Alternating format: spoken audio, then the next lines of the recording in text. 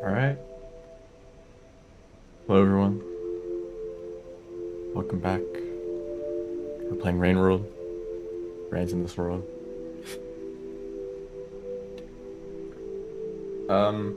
We're going through some challenges again from the Rain World Discord. And I've noticed that I've got a bunch of Hunter challenges next on the list, so we're gonna do some of those. I might I don't know how many I'll be able to complete. Some of them will probably require a lot more planning that I'm not exactly prepared for. What I find with these challenges that happen sometimes is I'll just go in and try to complete the challenge and it ends up being really difficult. But then I find like the strategy for it. Like I find a video of someone else completed the challenge and then I copy their strategy and then it's really easy. So the same thing could happen.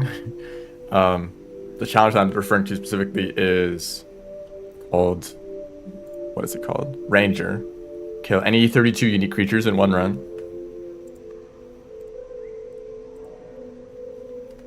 Which is quite a lot of creatures. Maybe not that many, I don't know. But if I had like a routes to follow of like which regions to go to and which creatures to kill and such, that'd make it a lot easier rather than just kind of going for it. That plus if I wanted to do that and the score requirements at the same time.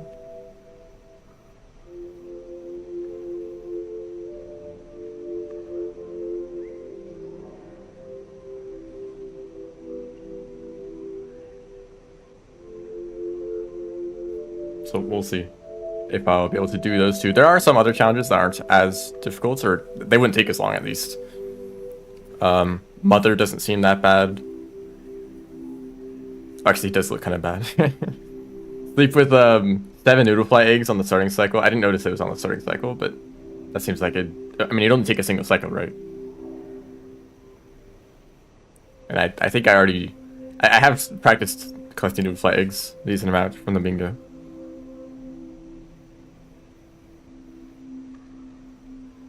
So we'll see. There's also Circuit. That's not a Hunter challenge. Broadcast looks like impossible, but you know, I don't exactly know how that works. Pinning creatures might be funny.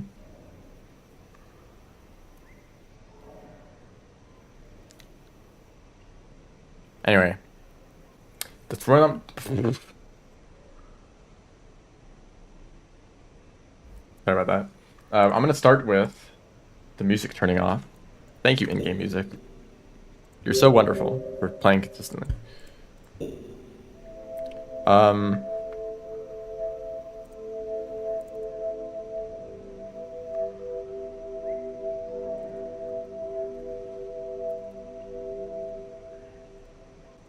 There we go. So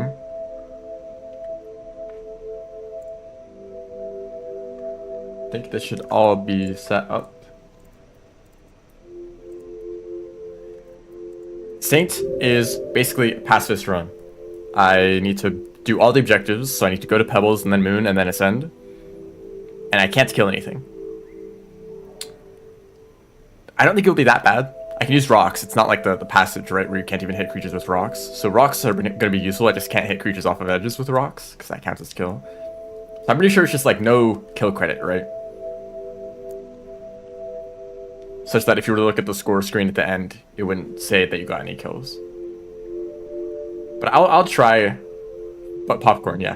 So I think the popcorn isn't that bad. I think actually the main difficulty of this run is the lack of a Vulture Mask.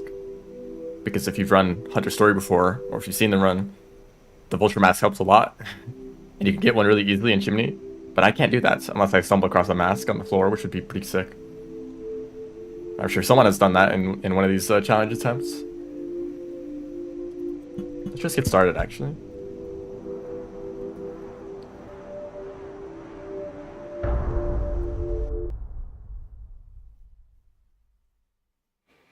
So popcorn... I could demask a vulture, but just not kill it. That's true. Let me look at the rules specifically. So it says, complete all 3 objectives without killing anything or eating live prey. Already dead creatures are okay to eat. So could I activate the Echo, steal 1 Vulture Mask, and then just keep going? I feel like that kind of goes against the point of the challenge. I should actively try to not, like, fight creatures, even if it's, like, not killing them, you know? I'll be Batman. Is that what he does? Like, almost killing people, but not quite, but, like, just leaving them crippled. I guess that is a strategy, but I'm just going to try to not fight at all, if possible. And if I need to, I'll use rocks. I'm thinking that maybe going through Underhang might be easier. Because if I have to go up the wall, right? That's like all the white lizards and cyan lizards that I'll have to deal with somehow, which are going to be really difficult without a mask. Or without killing any of them. But if I just go through Underhang and then up through Pebbles, there's like no creatures there, right? And I can move pretty quickly on the Grapple Worm. So I'm thinking that might be my route to Pebbles. Actually, I don't know how to get food right now. Because I can't eat these centipedes down here. I assume that these centipedes count. The small ones. I'm going to avoid them.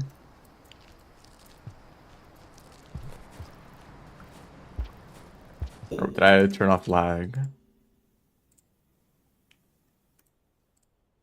I did. Thank you, Rain World. Near shelter? In outskirts? I know there's that one. I know you can go the other direction with the reindeer. There's popcorn over there. Saint spawn? That's all the way in Sky Islands.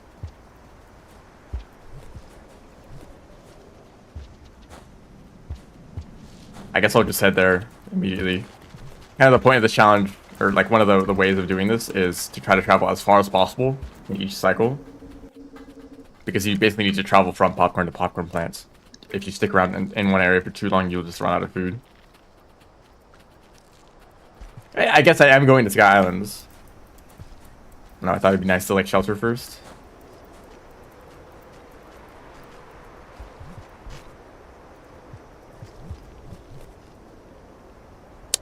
And pearls are interesting. Pearls are very interesting. I think I really want good scavenger rep. Right? I realize I don't actually want spears.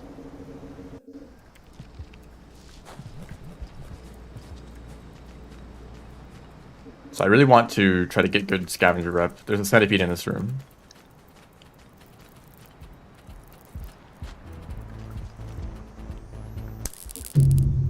Very cool.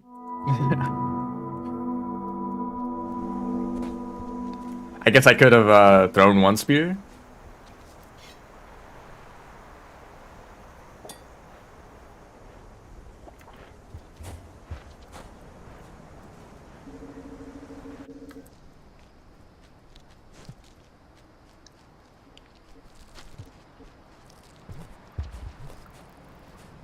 I should have done a crawl, turn, wall climb. That would have worked.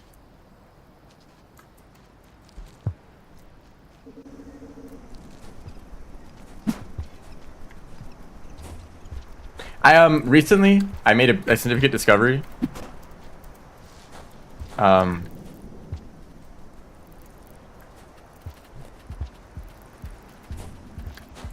come on. I realized something.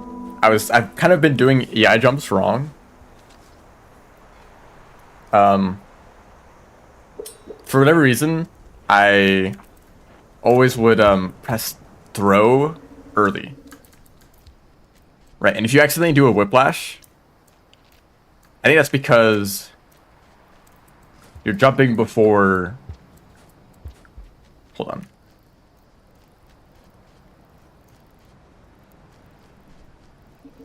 Yeah, that's like going backwards and jumping.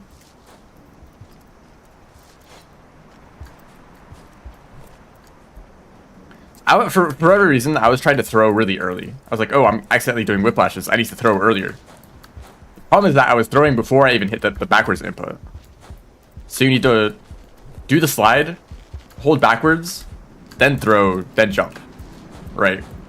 And then hold forward, I think. And for whatever reason, I was throwing earlier than like all of that. And you can press it backwards really early. Earlier than the rest of the inputs.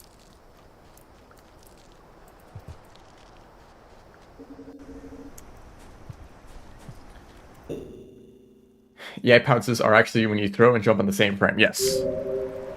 That's how it is. I already knew that. And I guess the wiki said 2 frames. So if you do it on the same frame, then it's the pounce. Then if you do a 1 frame delay, then it's the perfect jump.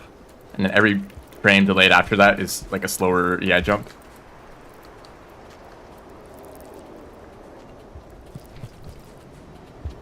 Thank you, Centipede.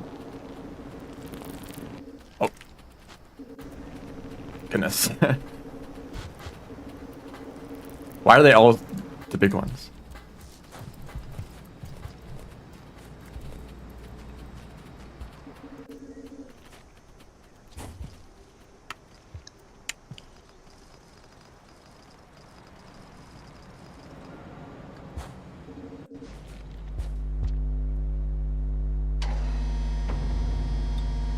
Also, for whatever reason, I got like way better at Cauldron Vaults.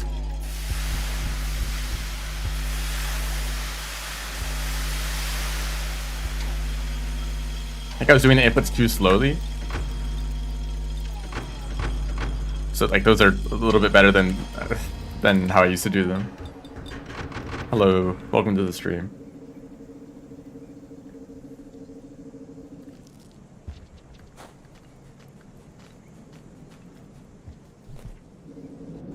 No way.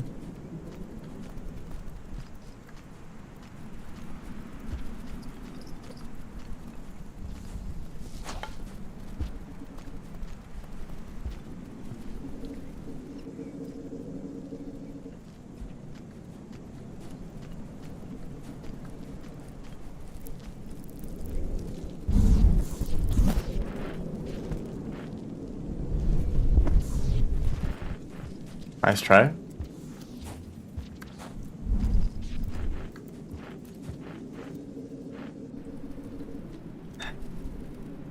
I'm gonna do these challenges pretty slowly.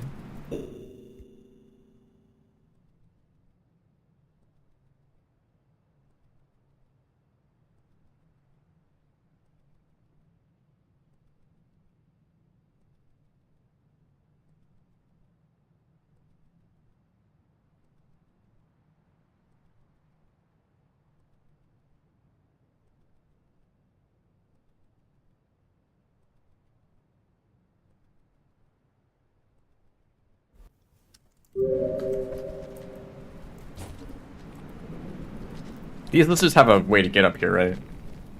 Yeah, that then. Goodbye.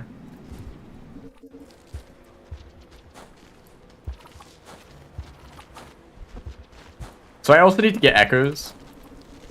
Just for ascending. One, for visiting pebbles is not enough. So this is pretty much the same, story percent routes, but,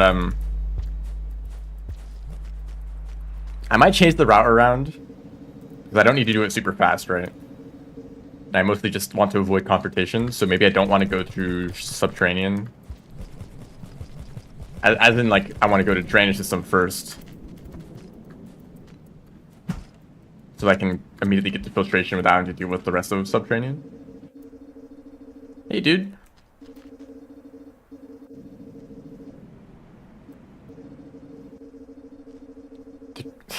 Really?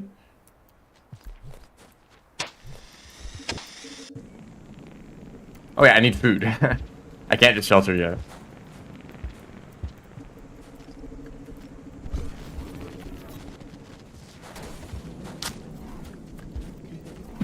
Now this is not a good situation to be in.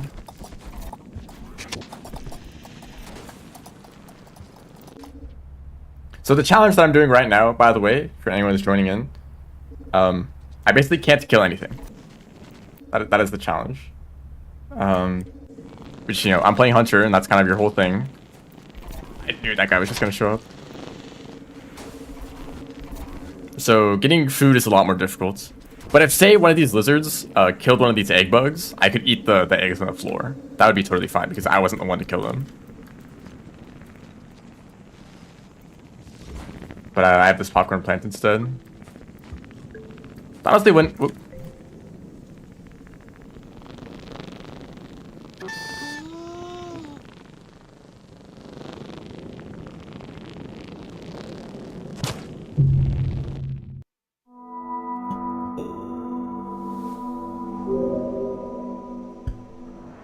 Very cool.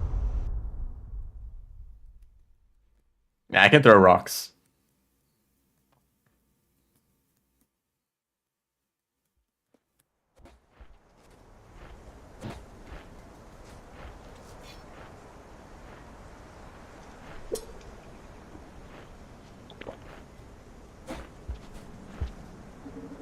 I don't even think the small noodle flies technically count as kills, but I'm not gonna let that in the run.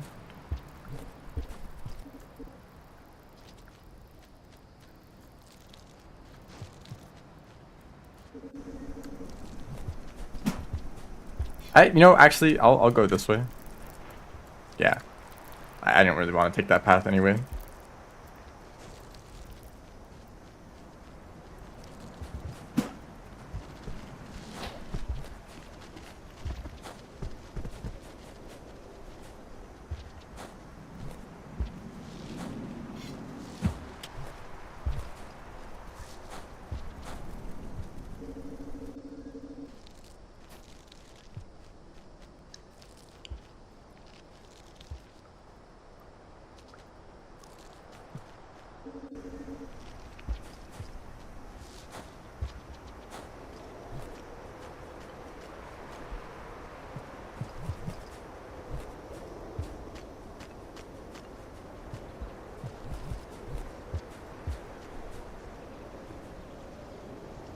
Hey, what's up? How's it going?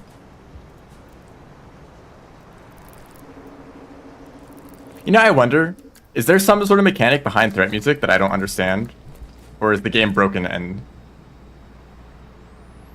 Damn, you're strong. Is there some sort of mechanic that, like, prevents it from playing all the time? And I'm just now noticing because I have the threat music visualizer.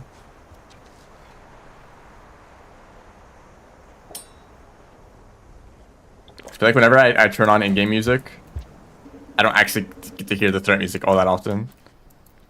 Even if I'm, like, in, like, rooms with, like, dangerous creatures.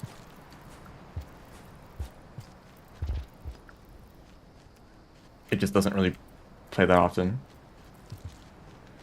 I'll try to, like, point out if I do hear the threat music at any point.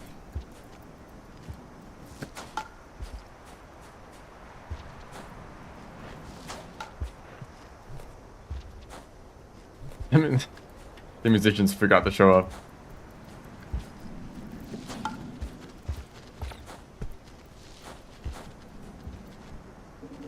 Probably broken.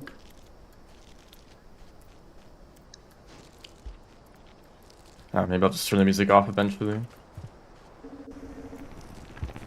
I want to have the music on for when I'm doing different kinds of runs, where I might be going to lots of different places.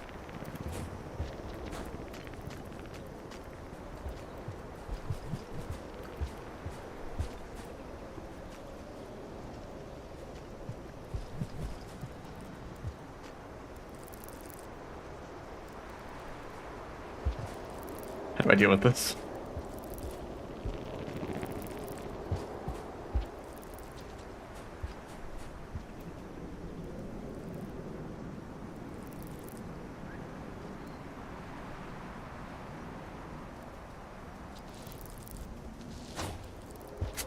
Yeah, nice one. I mean, I can get through shading in a single cycle, and there's popcorn when I get the shoreline right. I don't know if I'm allowed to eat jellyfish. I guess that's the concern with Shoreline.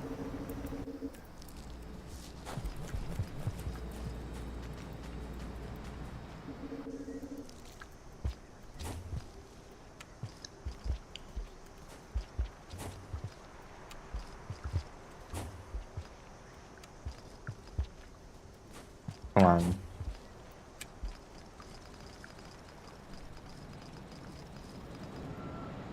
What I might do is, after going to Moon, I could go to Garbage Wastes.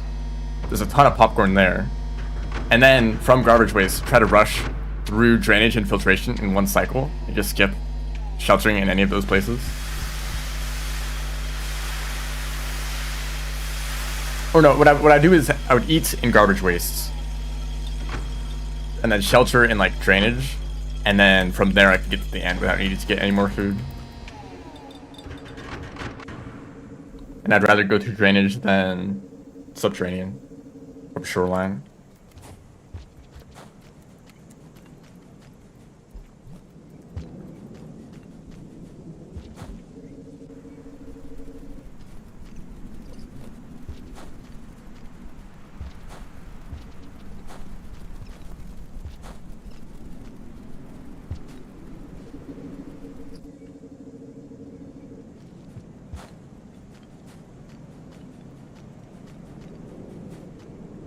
Like, considering the creatures there? Because if you also had to deal with creatures,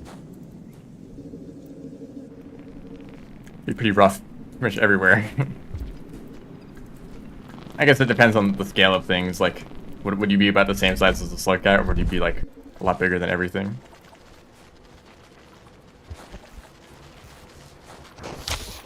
Nice one.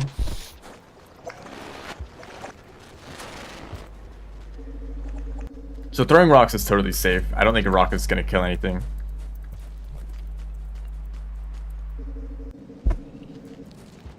That was a bad idea, but it worked out.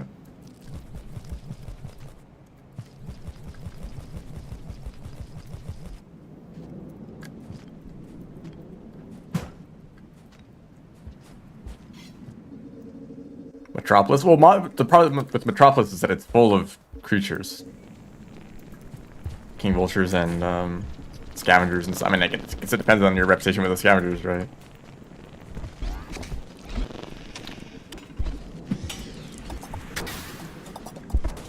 Look at this guy again. Okay, goodbye. Why am I exhausted?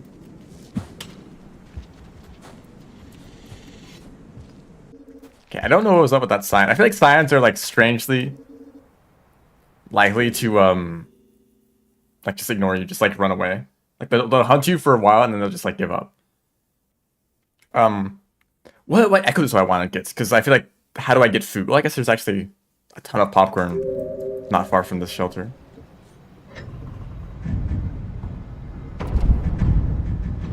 So I get one more of those popcorn. I guess I could starve. You can't karma cash, but I guess starving once and then getting the echo is still totally fine.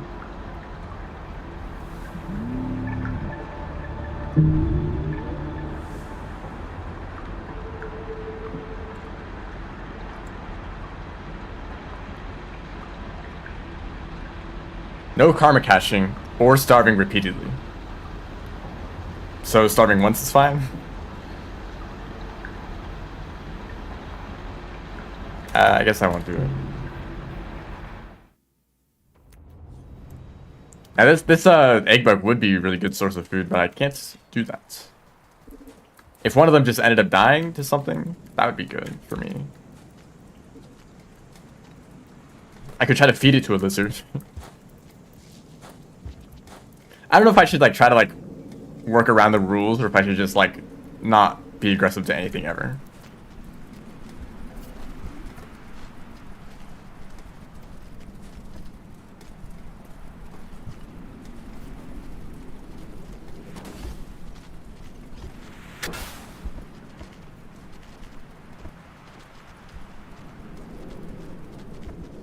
I'd really like these lions to just leave.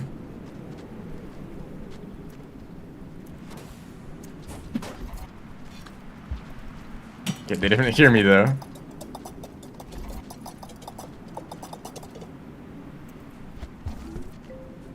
They're all the way down there.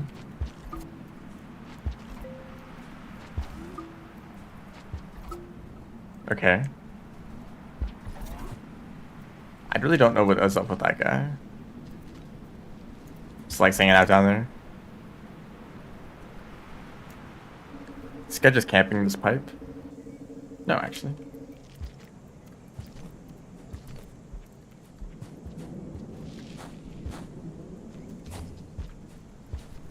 I could just shelter normally.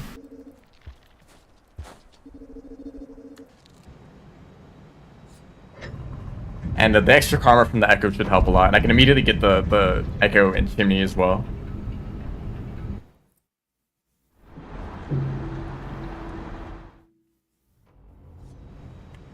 And I'm thinking of going through Underhang, but I don't know if I should continue. Like, how do I get from Pebbles to Moon? Is the next question. I kind of don't want to just follow the story percent route. I think that's a bit boring.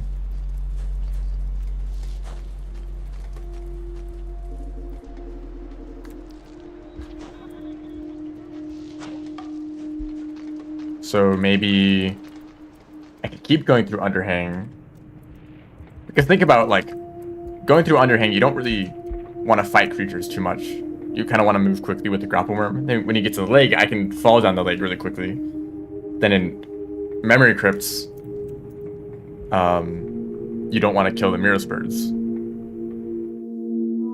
And then Shaded, like the little bit of Shaded that you have to go through, and Shoreline aren't really that dangerous.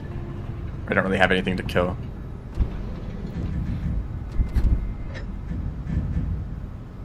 So maybe I'll take that route.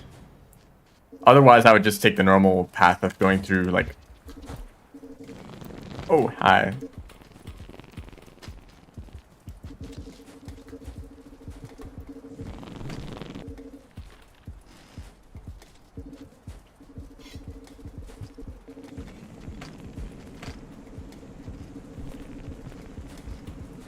I actually want to go and grab the pearl, just to give it to them.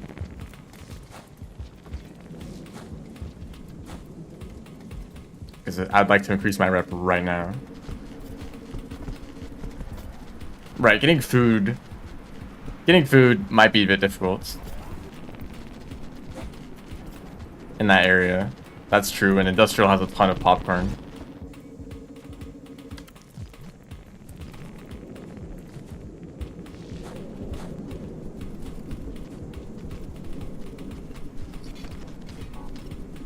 I was about to pick up one of those explosive spears. What am I going to use that for?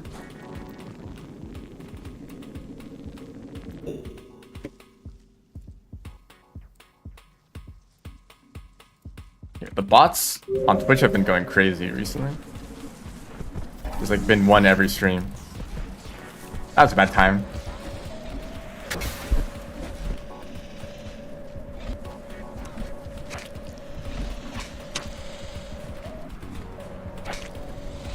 No, shoot.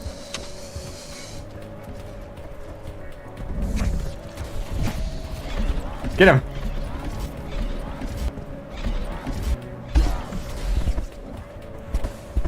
That sign is not okay. Yeah, because I'm a better meal than that sign was. That's why. I probably want to eat this popcorn actually.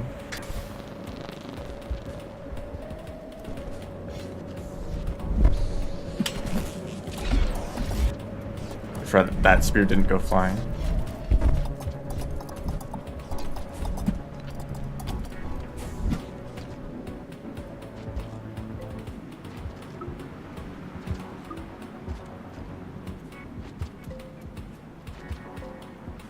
And that vulture did not really do anything successful. Oops.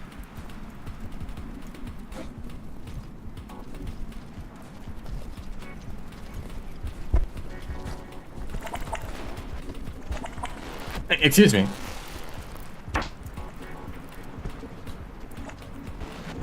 Just sent him and grabbed me for a second. I didn't expect that.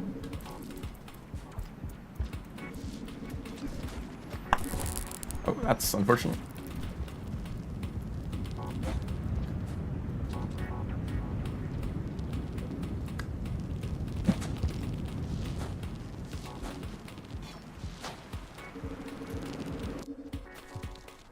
Oh, that's a wonderful white lizard. Thank you. That's so cool. Is there any universe where you can make this jump?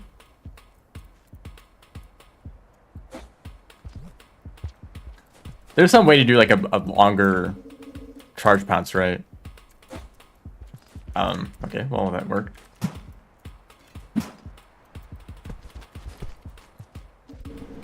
It's called Artificer. Music. I guess I keep moving. Nice, thank you for that.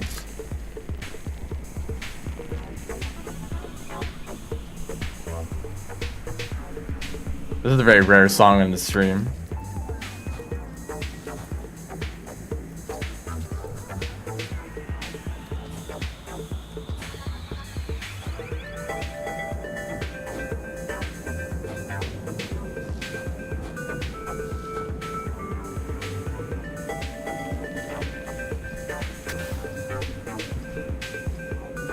Pyro jumps? Who actually says that? Hey guys, don't like snipe me before I can give you a gift.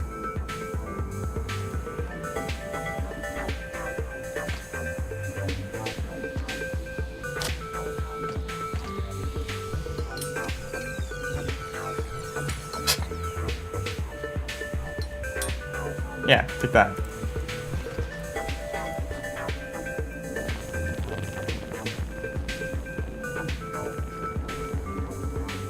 Yo. Hello. Welcome to the stream. Thanks for the raid. I'm currently doing pacifist run of Hunter.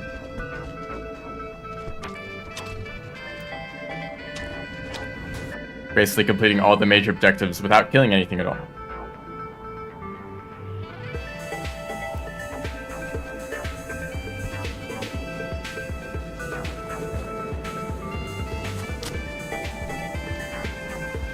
I can still hit creatures with rocks though. As long as it doesn't actually end up killing them. Please. There we go. Actually, this is just the regular campaign.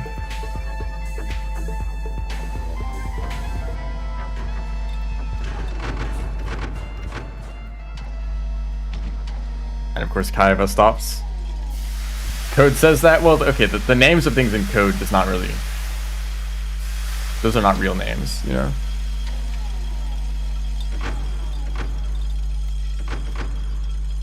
So I think I just shelter here immediately.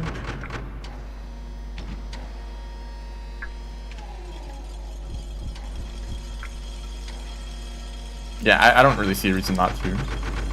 Bird watching, that's the challenge where you have to kill a bunch of vultures, right?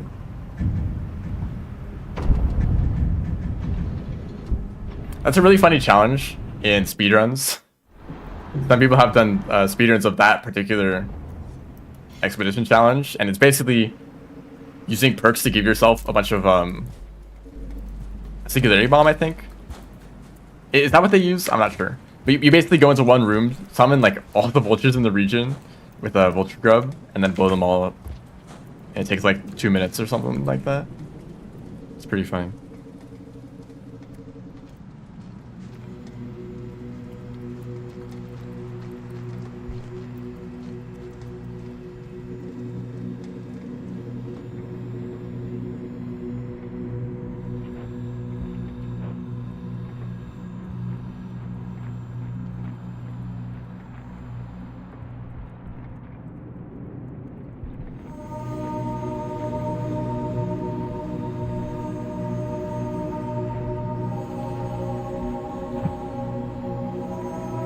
Second echo right here.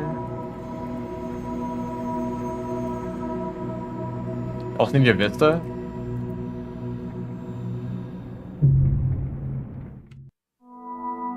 was in the same region, right?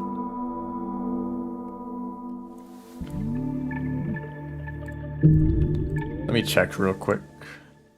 Hello, welcome to the stream.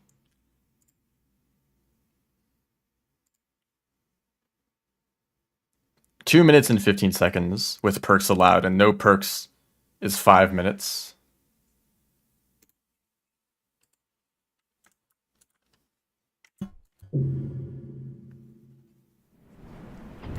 I think Artificer has some sort of knockback resistance against explosives, so any jumps with other like grenades or explosive spears just aren't really as effective. Kind of unfortunate, because it'd be cool if you could like bomb yourself to get around. I mean, of course you can just double jump, but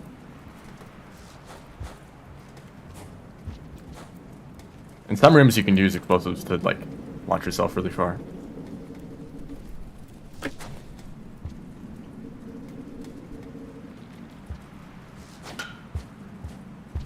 I've also been practicing pull hops recently.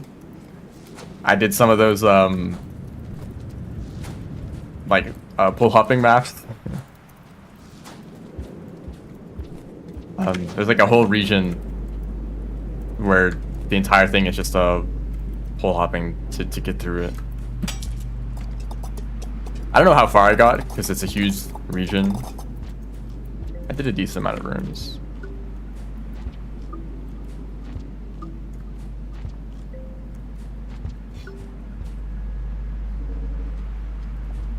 So I am wondering, so if I go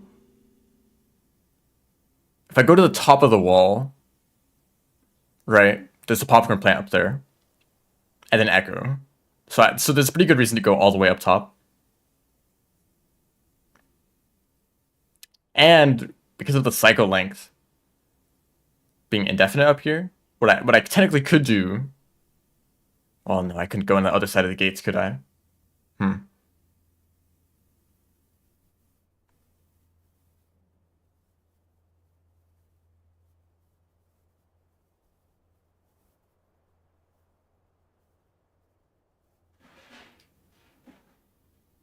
I guess what I could do is go on this cycle, try to get all the way to the top of 5 pebbles and shelter, then get the echo, then eat the popcorn plants, and then go down to try to get to like chimney. Yeah, I could eat neurons too, but you kind of have to eat a lot of them because they still only give you 1/4 of a pip.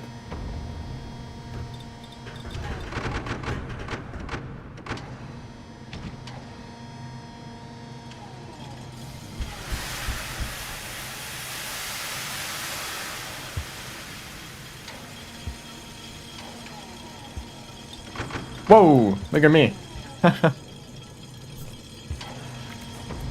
What am I, some kind of movement player?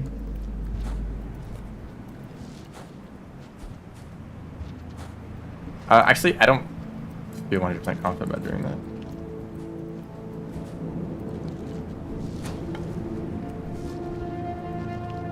So this path is dangerous still, but I think it's less dangerous than going up the wall.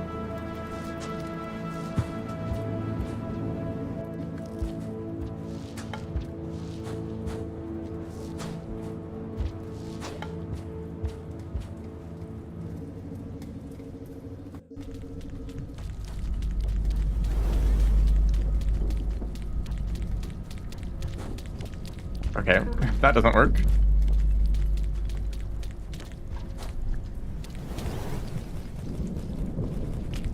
Oh, he's hidden.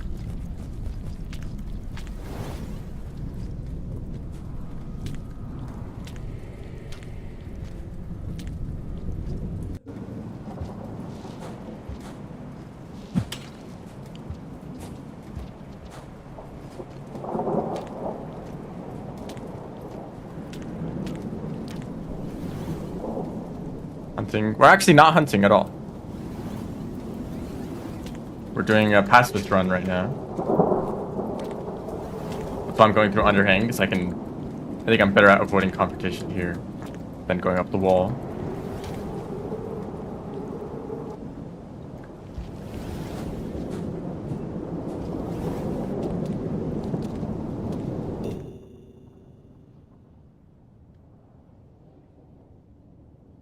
Well, from the top of the wall, I can pretty much get anywhere in the map. That's not true. I can at least get to the depths in a single cycle. So getting to Industrial is not that bad, where I could then eat popcorn there and then travel to Shoreline, right?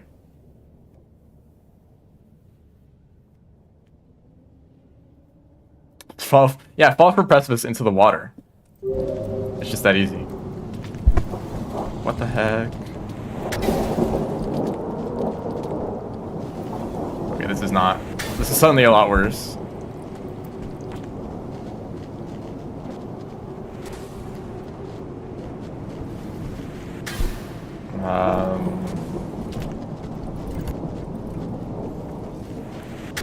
How do I deal with these guys? Yeah, I don't want you. Okay, that was not the solution. Man. I guess I should have gone like all the way around the room and then come back around from the top.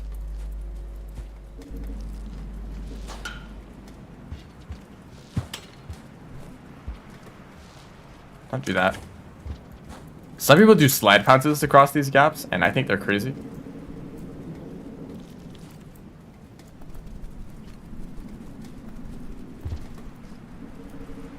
I always find slide pounces to be harder to time. If you want to like jump across a specific gap.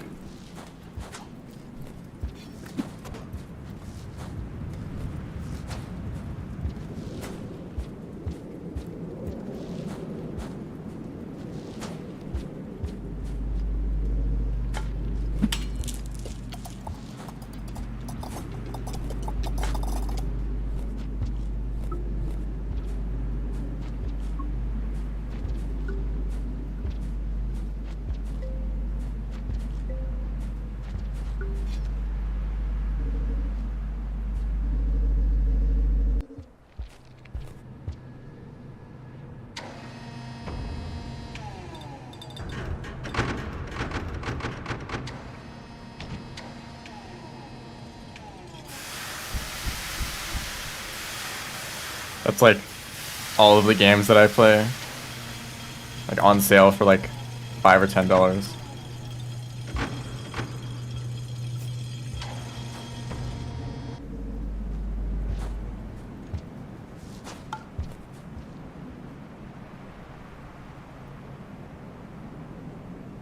This isn't any more difficult as Hunter, right? Oh yeah, that's very reasonable.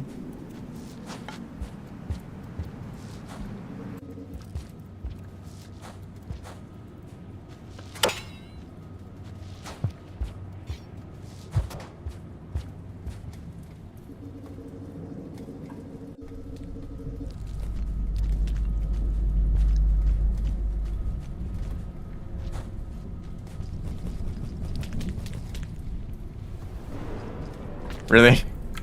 How did I not see them?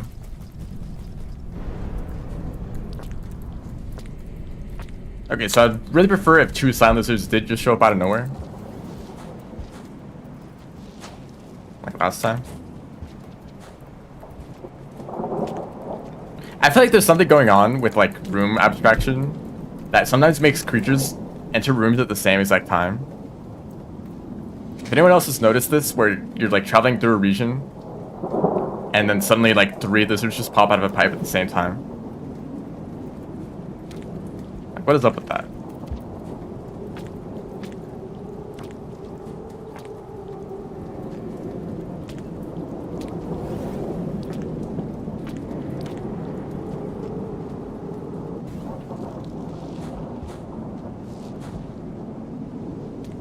Okay, are we chilling here?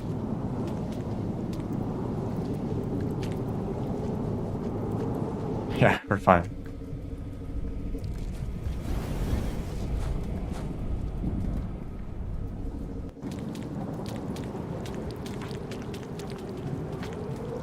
That evil grapple worm that likes to grab you and pull you to the ground.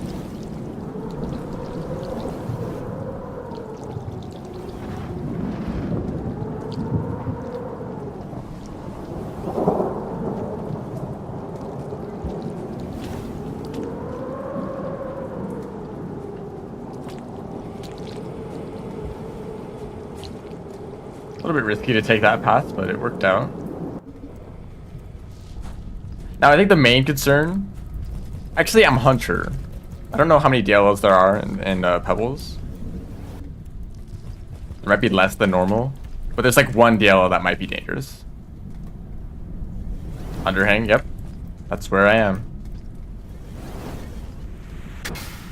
Damn, nice jump, dude.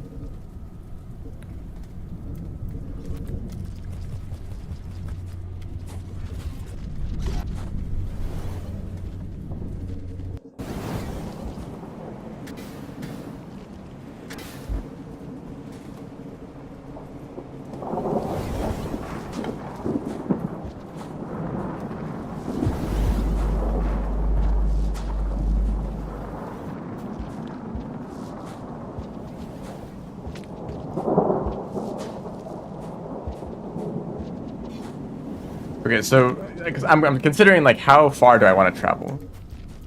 Because I could try to get all the way to the top of Pebbles right now on this cycle, if I'm confident that I won't die to DLLs. My karma is decently high, so I have a few attempts to get back here. How do you throw stuff behind you when sliding? You hold backwards and you throw when you're sliding.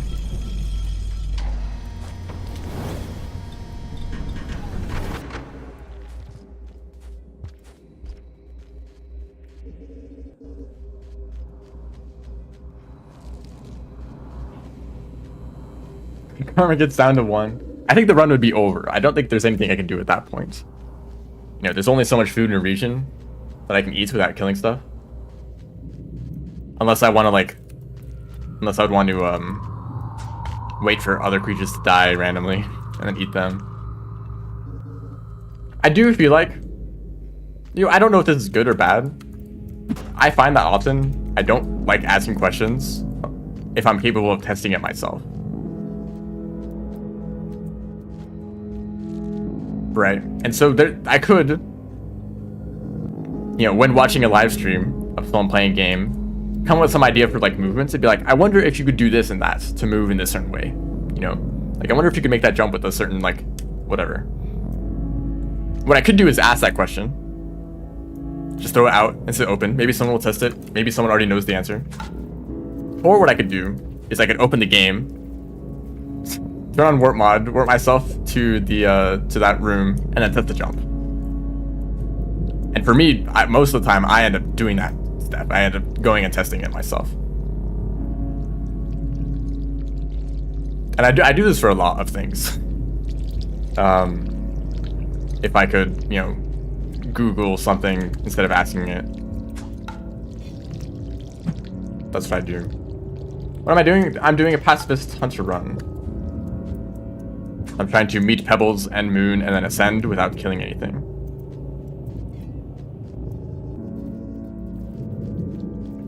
So this is the worst room.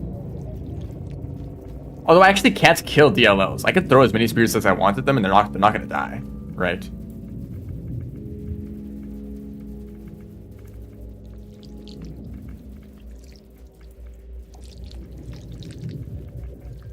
I know this is not an expedition.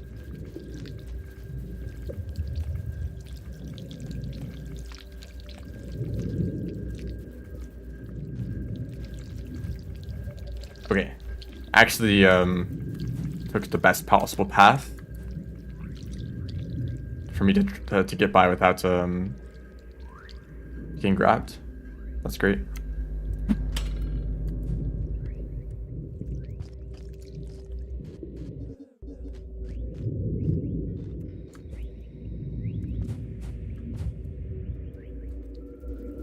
Anyway, I kind of wonder like how, because I'm thinking like I'm not like bothering people by like asking questions if I can just figure out the answer myself, right? But also just like asking questions to people, that's just like, I don't know, regular like conversation, especially in like a community where people are interested in looking into like different tech and whatever.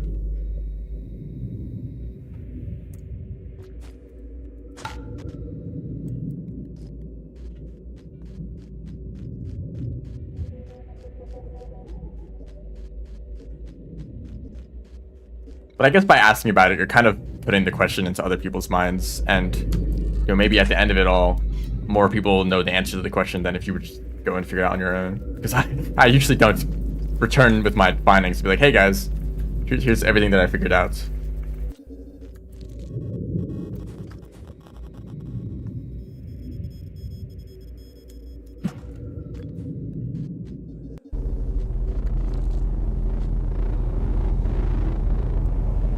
This is a really good path through Pebbles, by the way. If you want to not deal with any rot, this is like probably the safest path to take, because you only have to deal with like 2 DLLs in those earlier rooms. And you have a decent amount of space to move around and dodge them. And otherwise, it's perfectly safe. So I already know that I'm not going to die. There's nothing that could kill me. And I don't even have a downpour enabled, so I can't get killed by an inspector in this room.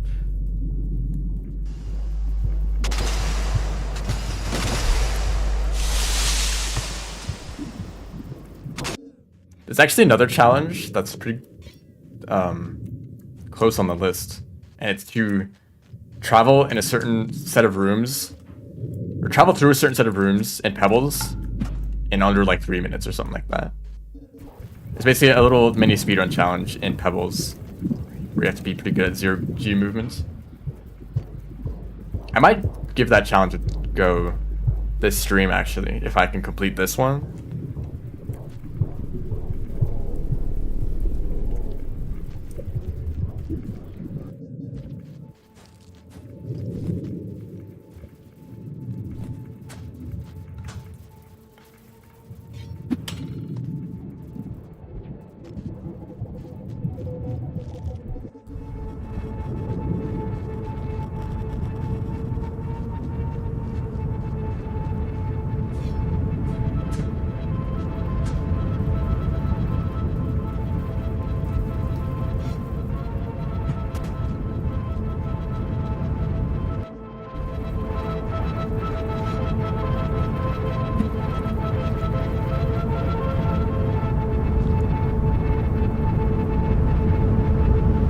You miss the rest of 5 Pebbles.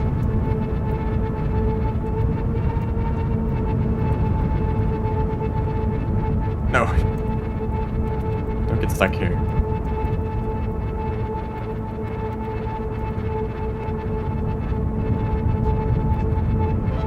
There we go.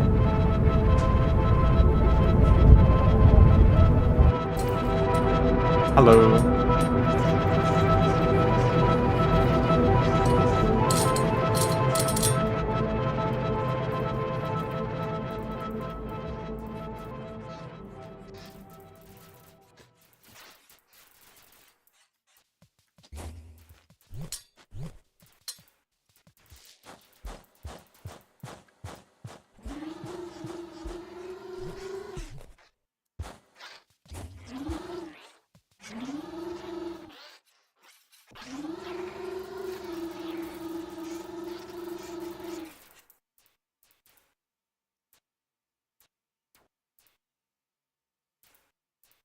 To do challenge runs in this game. It's kind of all over the place. More recently, I've been doing challenge runs. I used to do speed runs a lot more. I might do some more speed runs soon. I'll definitely speed run.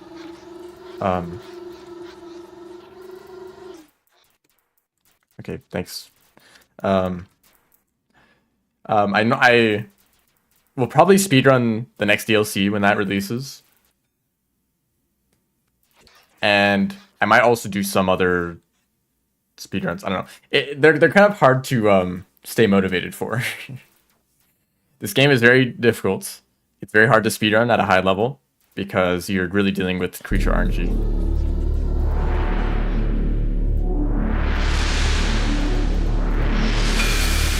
If your goal for a speedrun, let's say the world record is 30 minutes, and you want to go for a time of an hour. Okay, that's pretty easy.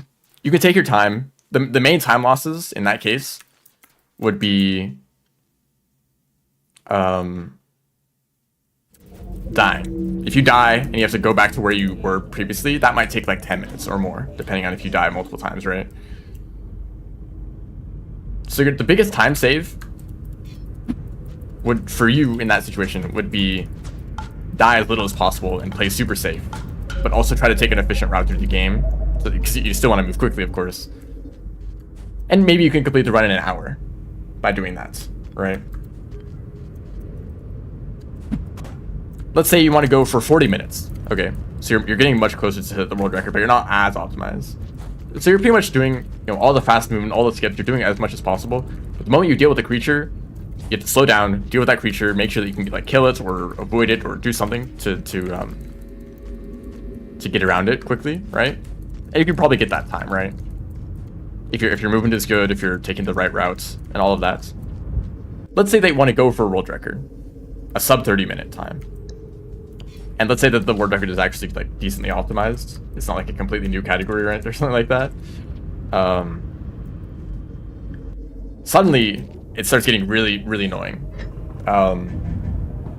Because if you see a creature, you can't just deal with the creature. You need to keep moving. You pretty much need to be constantly moving forward for the entire run. So if a creature gets in the way, you just have to hope that it doesn't kill you as you try to run past it. And there's some ways to do that really efficiently. If it's a lizard, you can do an E-slide under it, or you can do, like, throw a rock and a spear, and then, like, while it's done, just, like, run over it and then pick up your spear. Right. But, things get complicated. If it's a centipede, right, how do you deal with centipedes quickly? I don't know. Maybe just throw a ton of spears at it, maybe try to jump over it. Sometimes, you can jump on top of centipedes and they won't grab you. But that's, like, kind of dangerous. What if it's a cyan lizard and it's not on the ground and it's, like, above you and it's like trying to drop down in your head to grab you? How do you deal with that? Just like keep moving? I don't know, like sometimes cyan lizards can catch up with you. What if it's a drop wig and it just comes out of nowhere and you're not prepared for it? What if it's multiple lizards at the same time? There's a lot of like unpredictable scenarios that are hard to deal with really quickly. And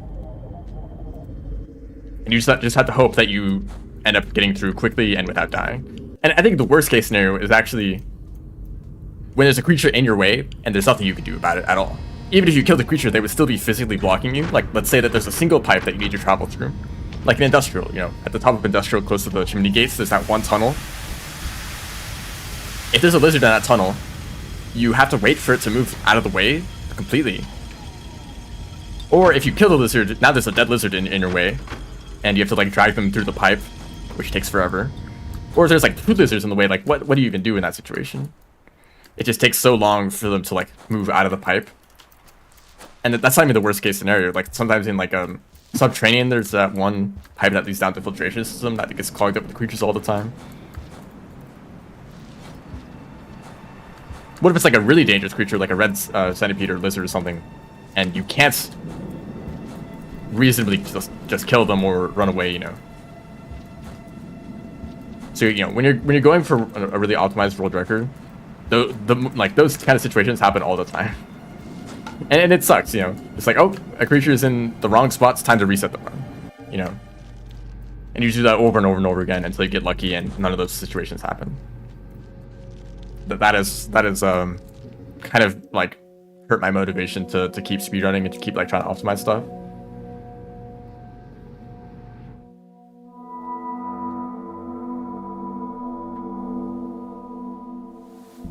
So I've been doing challenge runs because there's no pressure, It's just like complete the challenge. You can do it in 1 hour or 3 hours. Take your time. If you get unlucky, you can just try again. You don't need to reset the whole run. And there's the Rain World Discord server has a whole set of challenges. Not like the in-game challenges, but like things like beat Hunter, Pacifist, or kill every like unique type of creature, or just like stuff like that. Some of them I'm really not a fan of. I think I'll go down the wall. I'll probably just do the normal route for this, honestly.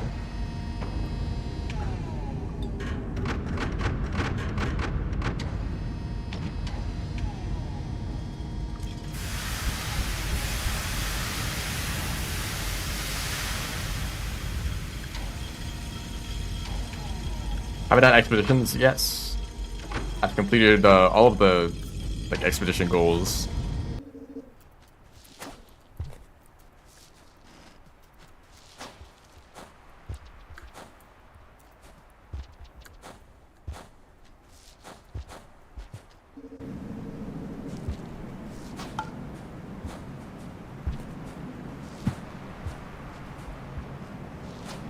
I also find, you know, speedruns aren't horrible.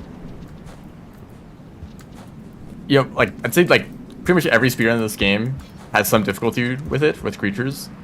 But when you look at some, like, specific speedruns, like, especially the downpour ones with, like, you know, Rivulet, Saint, and, you know, those characters, that's when things start, that's when problems start showing up. And I feel like for every downpour speedrun, there's at least, like, one really annoying thing about it that makes the speedrun a lot worse. Like Saint. I really like Saint. Saint is one of my favorite characters. Both their world state and the characters are just, like, fun to move around. But when you do a speedrun, there's two major problems. One is Rubicon exists. If anyone is avoiding spoilers for Saint, I'll be vague, but Rubicon just kind of sucks. It's really dangerous. Sometimes you enter a room and you just get killed instantly because you got unlucky. Kind of describes Downpour as a whole. Well, let's not get into that, you know. The other problem with Saint is that there's a handful of rooms on the routes that are just full of creatures. Like, there's one room in Farm Raise that just has a ton of spiders, and, like, 2 pipes that you have to go through. So if that pipe is full of spiders, good luck. There's another one of those in Subterranean.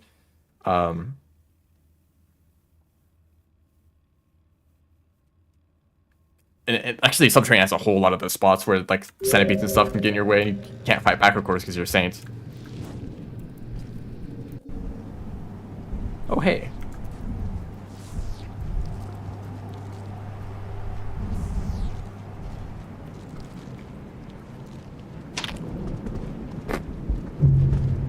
Okay, I didn't see that guy.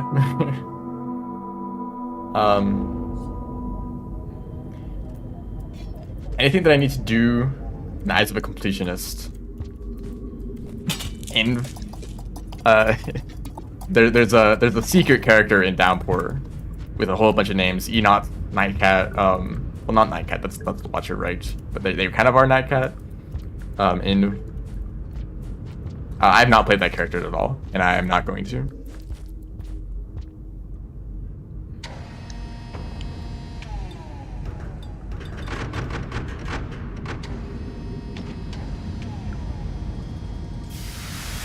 I guess there's the collections tab, right?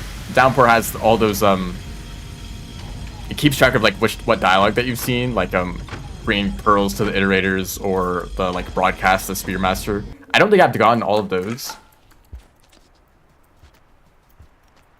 just because it's kind of a long process of, like, collecting pearls and then bringing them to the iterators, right? Especially for, like, 5 Pebbles, that's an entirely new set of dialogue. So I don't think I've completed that page, but I've played this game across, like, a bunch of different save files, and I've reset save files plenty of times. So if like all of my collection stuff was collected together in one save file, it would probably be, like, decently complete. Have I done challenge 70? Yes, I have.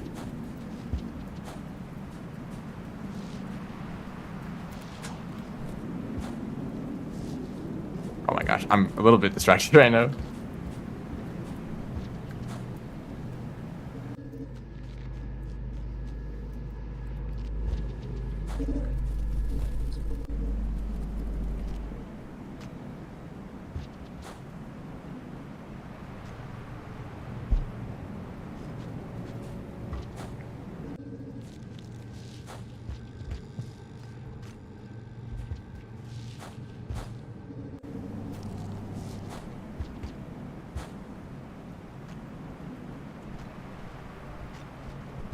Yep, this room sucks. That's why this is always getting in the way.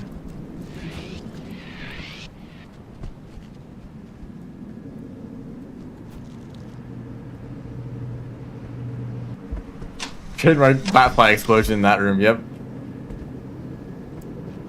That feels like another one of those cases of, like, loading in a room and then all the creatures, like, show up at the same time. Like, this White Lizard right here is really easy to avoid by doing the E-slide. But you see that other White Lizard, I had to, like, go take a, like, roundabout path to avoid them.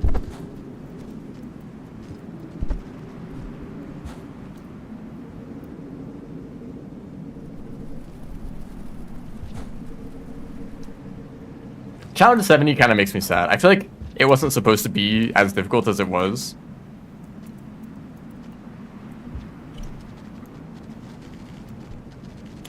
This is not good. Actually, I'm gonna go up here. Yeah, that's easier to go around. Because if challenge 70 gave you infinite charge on your ability, I don't think it'd be nearly as difficult. Not at all. Because then you have very good control of your movement, and you never worry about not being able to do your attack, right? That's just like what it should have been. Oh, I'm very close to 4444444. No, I missed it.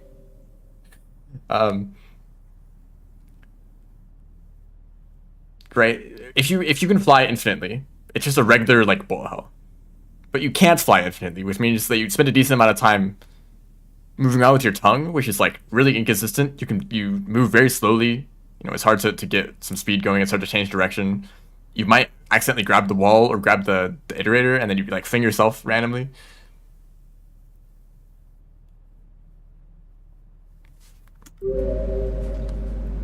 And so that makes the whole thing like way more difficult than it should be. I don't think it should be difficult. I mean, it should be challenging for challenge 70, right? But it's more of a gimmick, right? The point is that it's not normal gameplay. It's like a bullet hell in Rain World, which doesn't really fit at all.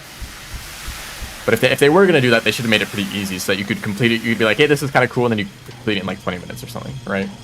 Instead, it takes like hours for people to complete, and some people don't have all the achievements in the game because they can't complete that one challenge, right? Or they even use cheats to beat the challenge.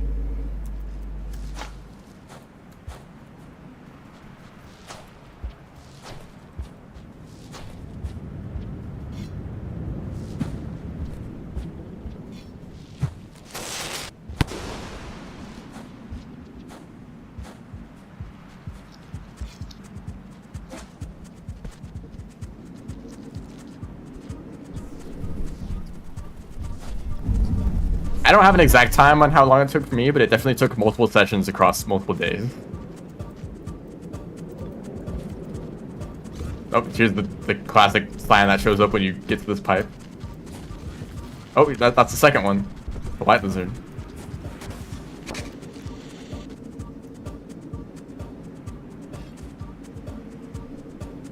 I think I want to shelter in industrial.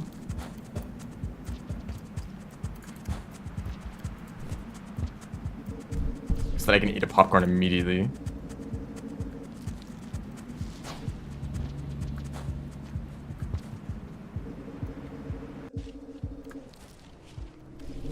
mean, I think that there were plenty of difficult challenges already, you know.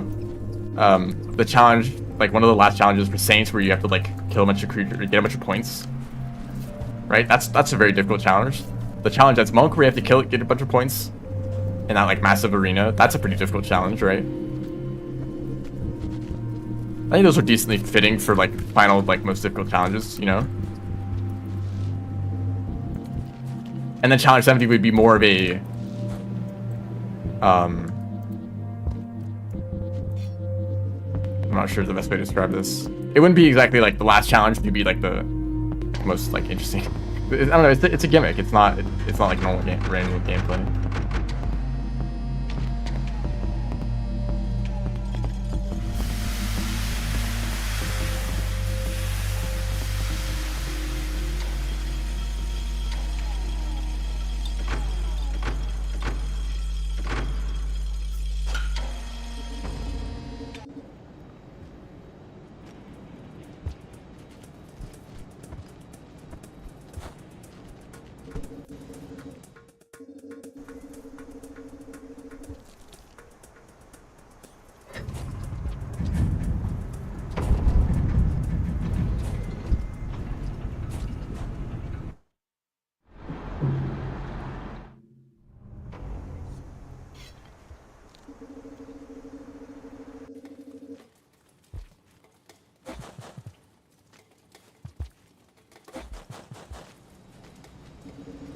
You know, there's a reason that Rain World doesn't have many boss fights. It's because they don't really work in this game. at all. Yeah, you can have that popcorn actually. I didn't really want one anyway. Oh shoot. Oh, I almost did it.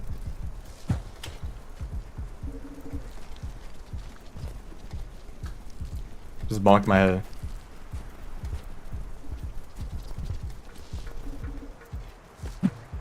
Oh, that's like the one jump that you want to hit.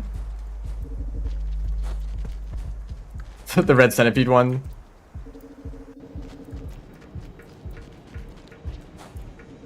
Not really.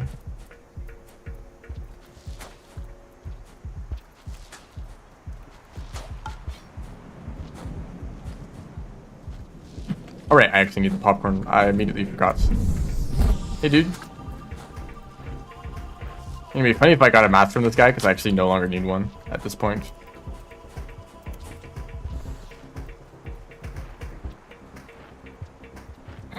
Come on.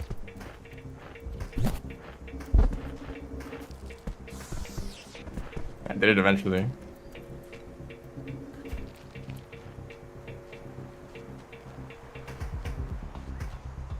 It's pretty easy just to like just to pipe juke them repeatedly and then just throw spears from a distance. And then they have like 2 armor segments left that you have to deal with. That takes forever. But otherwise it's not that difficult. Can I eat this popcorn before this vulture gets here? Yes.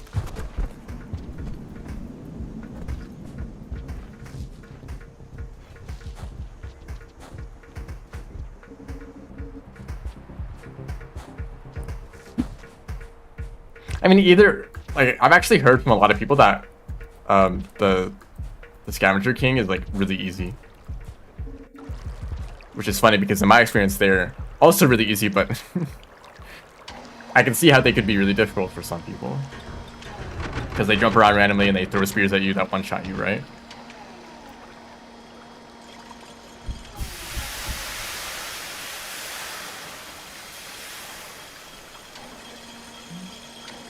But considering that I have experience with the Scavenger King being at the very end of the speedrun that I've done a decent amount of times, I did not always win that fight.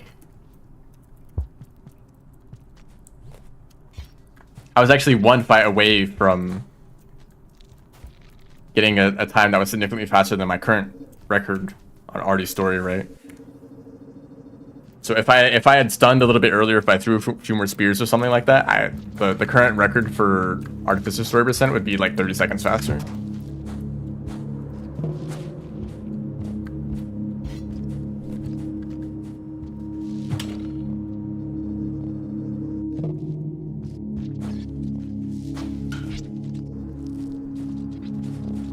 Yeah, but that's just how it goes, right? You beat them first try, or it takes you an hour. Pick one. Actually, you don't get to pick. Yeah, boss fights just don't really work.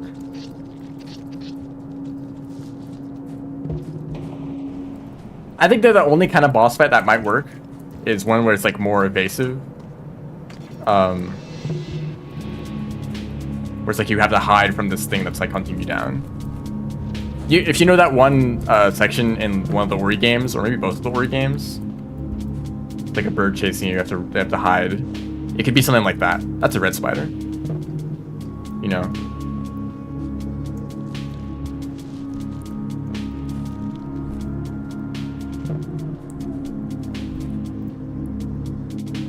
Imagine there's actually a section like that in The Watcher. I can see that happening actually.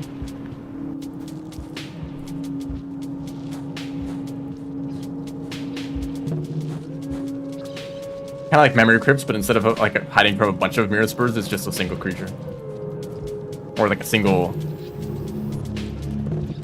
I don't know.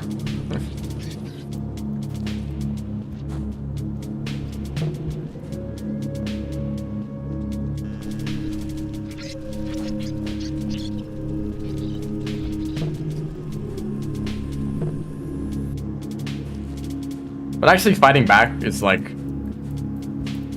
Well, the two problems is that you die instantly, and your only attack is a spear, which is like not a great option for damaging enemies, right? I think spears work really well against regular creatures, right?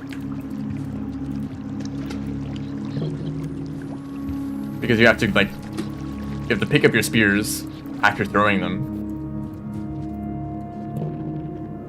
And you have a pretty limited supply, right? It's not just like a ranged weapon that you can like shoot out constantly. It's like you actually have to use them wisely.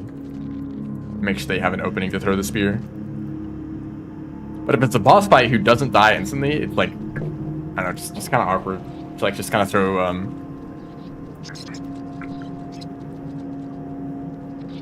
spears randomly. Do I want to go to Shoreline? I don't actually need that echo here, so I might as well just go to Shoreline now. Yeah. Is that a pearl? No, that's an unlock.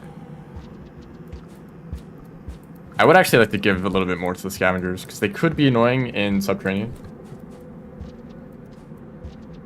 There are actually some somewhat aggressive scavengers here in Shaded.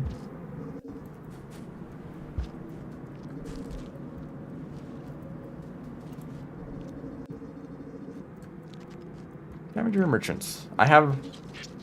Hey, that's a Green Lantern. Green Lantern mouse. Those are pretty rare. There's actually no pearls here because this is not downpour, so I'm just gonna keep moving. Hey, dude.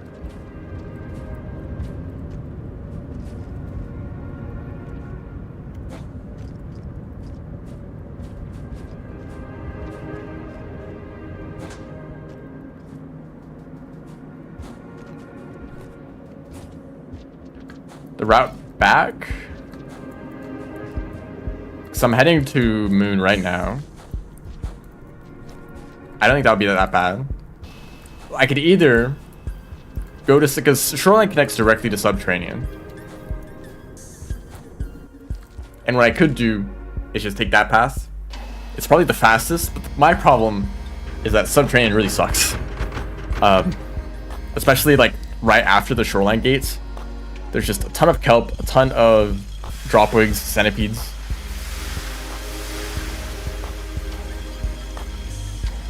I guess it might not be that bad.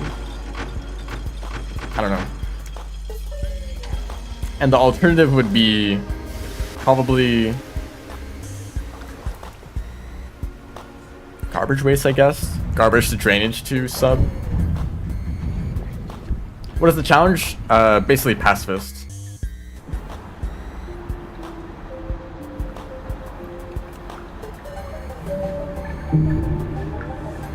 So I'm doing all of the objectives in Hunter's campaign without killing anything. Hopefully I've not accidentally killed something without realizing.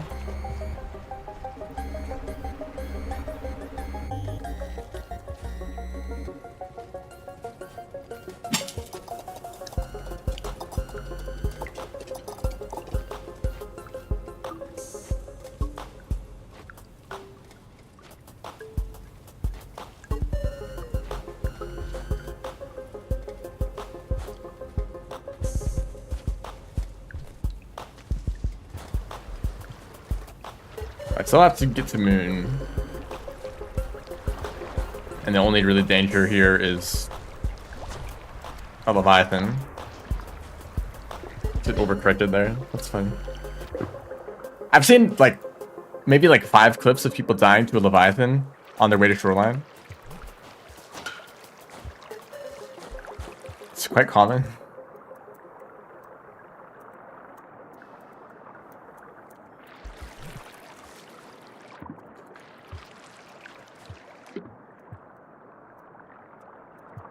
What's up with all the explosive spears, man?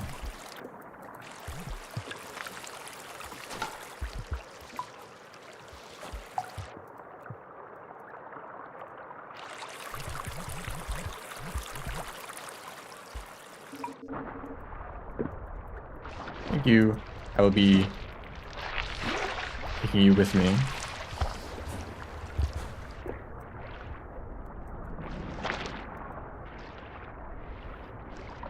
Checking the threat level. If it goes up all of a sudden, that probably means there's a Leviathan. We're chilling.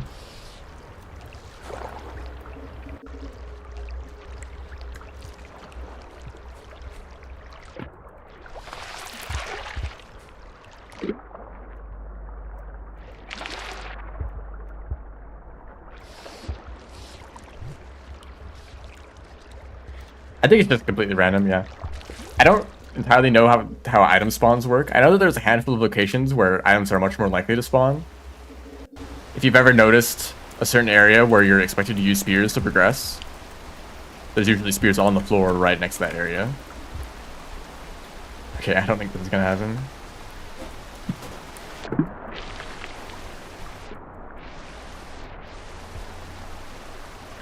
But I assume that just whenever a spear spawns in, there's a random chance that it's a explosive spear or a grenade. Or actually, no. I don't think grenades can spawn naturally.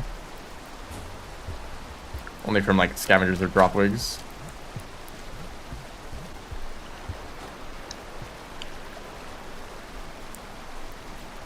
Sometimes you'll find items like in places that are just completely inaccessible. Okay, why can't I do this?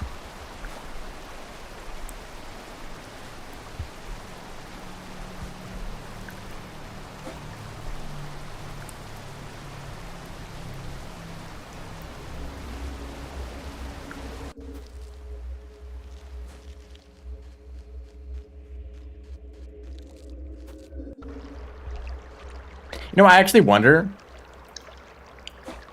in any game, let's say you want to spawn in something, I don't know, a random item, like enemies or just something.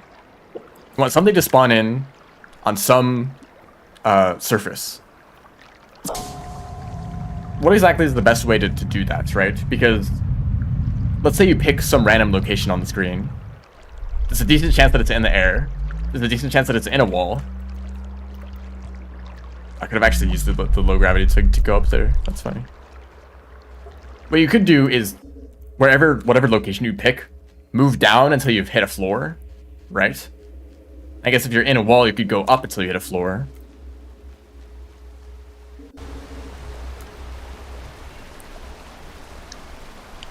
But that would probably be a bit uneven, wouldn't it?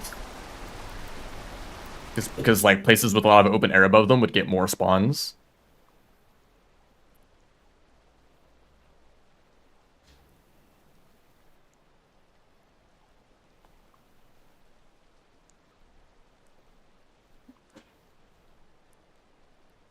Or I guess you could check every tile and do that process to look for a floor, and then look through all the floors that you found, and then spawn in like one of those random locations.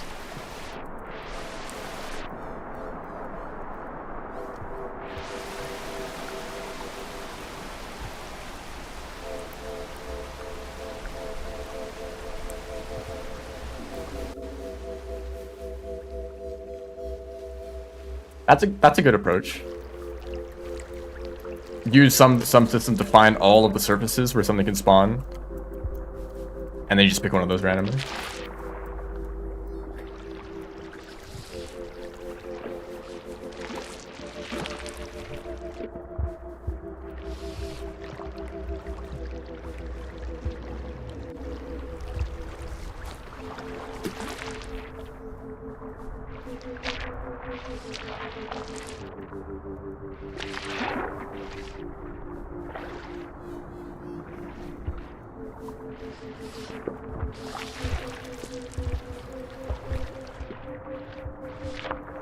Rebake the universe. I hate this kelp. It's the worst creature in the entire game. That's not true, but he really sucks. Oh, he got me. Hi, isn't that funny? Why is he just close enough to get you? Why to waste that pipe? And you're probably not gonna have any items there either.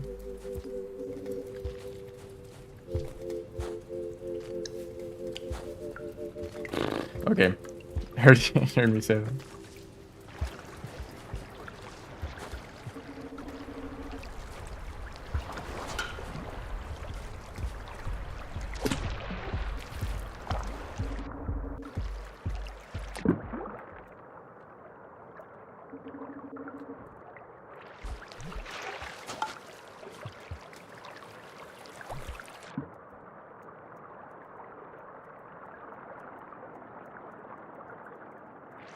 I got like totally defeated by code yesterday. As in I was like, I want to make this thing, and then I stared at the screen for 10 minutes and I gave up. I had an idea for a game that I've actually been thinking about for a long time. I tend to like build upon the same ideas over a long time. So I rarely start new projects. I mostly just like keep working on old ideas. But this one is basically like, imagine like a huge cave network and you're just a little robot and you try to find treasure in the caves. But you have very little inventory space, so you can only make a few trips in to grab like the most valuable items you can and then get out. Because I find that like mining is very interesting, but a lot of games make it really boring. Like think about like what people say like the most boring parts of like Terraria and Minecraft are. It's the like resource collection. It's like going to ground and like strip mining or just looking for a ton of resources, right? It can take a long time. It can be pretty boring. So I think instead of like a ton of stuff that you need to collect, you can only pick up like 5 items. Right?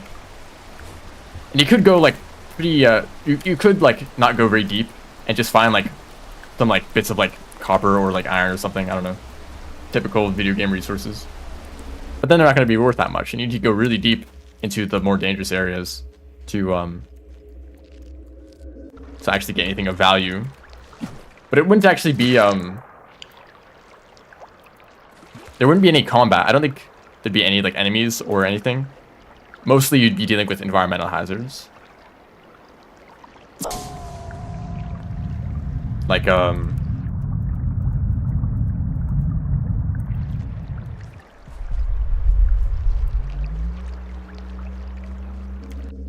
don't know, just like the environment being difficult to navigate, and maybe lava at some point. Maybe I don't know. I have all sorts of ideas for things.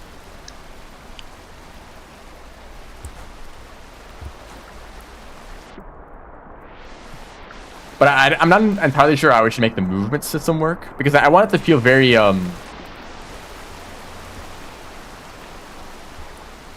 don't want your movement to be very fast.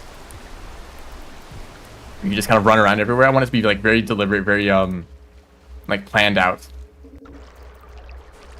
Yeah, 2D caves aren't very difficult to navigate. So that's the difficulty. I want it to be difficult. But it's something that you actually have to think about.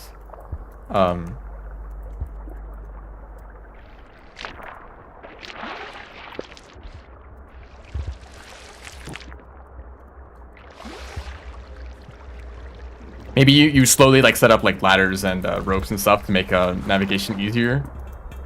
But then if you're exploring new areas, then it's much more difficult. I want it to feel less like a platforming game and more like a puzzle game, where you see some environments ahead of you and you're like, how do I get through this without spending like a ton of resources, you know?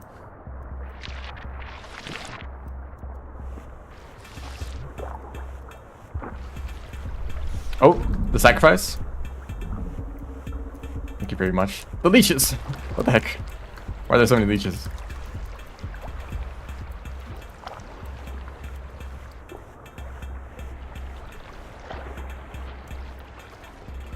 Sometimes jellyfish can help with this. Hey, they actually did.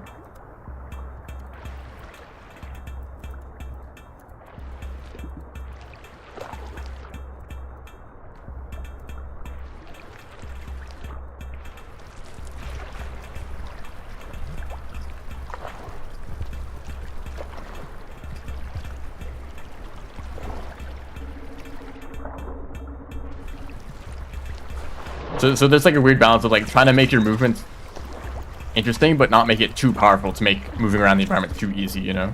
But also it should be easy enough so that you can pretty much navigate any type of environment.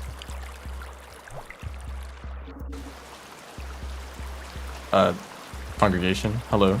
I don't have any food.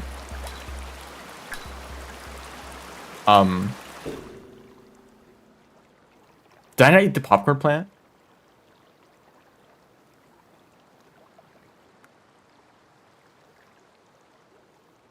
Shoot, I think I'm kind of dead here.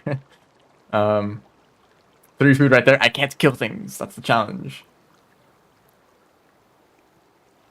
There's popcorn in Subterranean. Maybe if I starve. I think I just forgot to eat the popcorn. And I'm pretty far away from that popcorn now. And I don't think I can make it to the next shelter before it rains.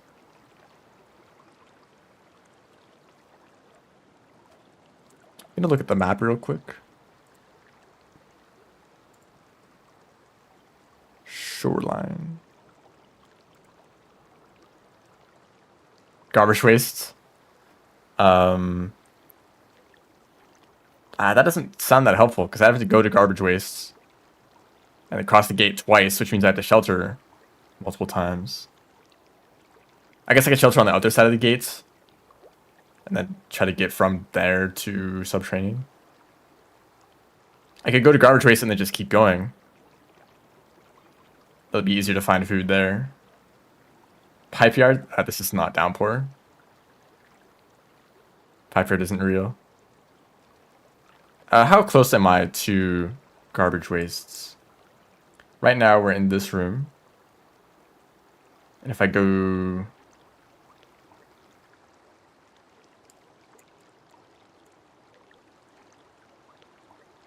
That's a very dangerous path.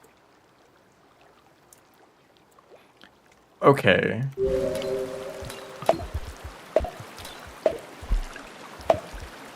Purgatory? Get me out of here. Oh, nice camera.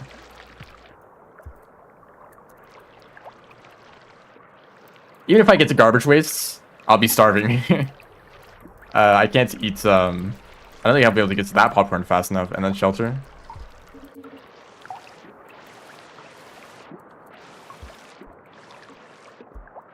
I think also if I was starving, I would not be able to swim to Subterranean. That'd become a lot more difficult. Right, this guy exists. I might just be dead. I might just die.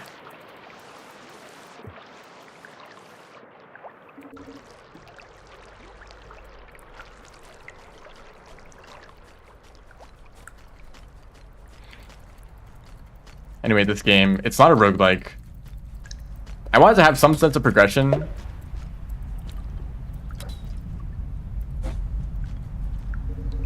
But your progression would be more like your knowledge of the map and less like getting like upgrades and stuff.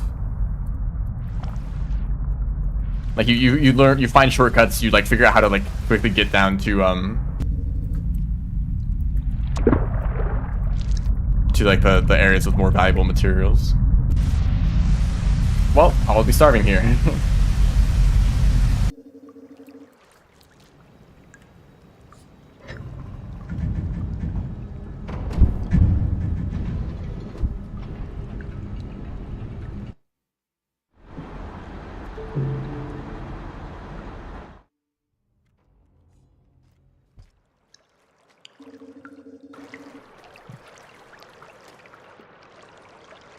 Yeah. I guess I'm going to Garges. I might as well just take the drainage route, right? If I'm going in this direction already.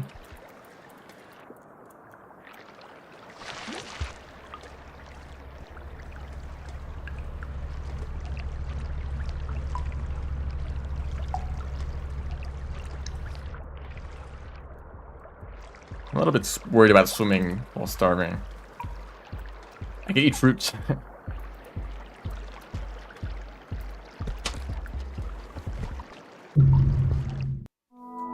Okay, let's do all this over again. Remember to eat the popcorn.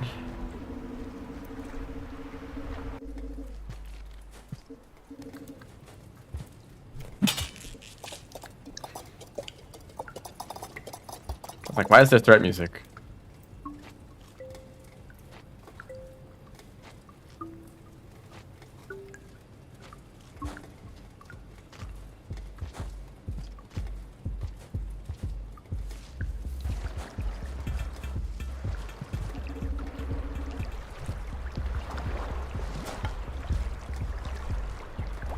This is something that I've been debating. The actual process of... Because I feel like the process of exploring would be fun. Right? Of traversing the environment, if I can make the movement system good. Yeah, traversing the environments, like discovering new areas, right?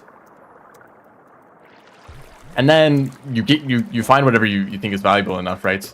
And I think the trip back is gonna be kind of boring.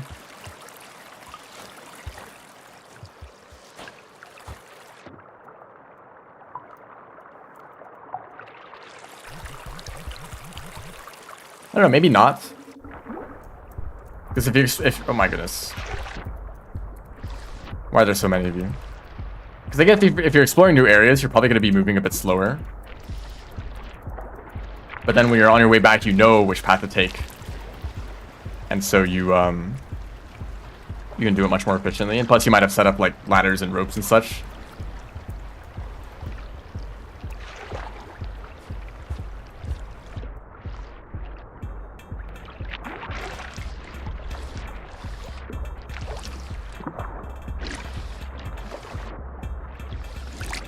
That is an idea for a different game. So, okay, this is an entirely different game idea that I had. That is not. When I say idea, most of my like game development process is just thinking of ideas and never actually making anything. So I have a whole lot of ideas and a whole lot of nothing when it comes to actual like playable games. But this other idea that I had was basically, actually kind of similar to Cleanfall. Basically, there's this huge, like, abyss. There's this, like, massive cavern to explore, but it's, like, very vertical. And it's sort of like,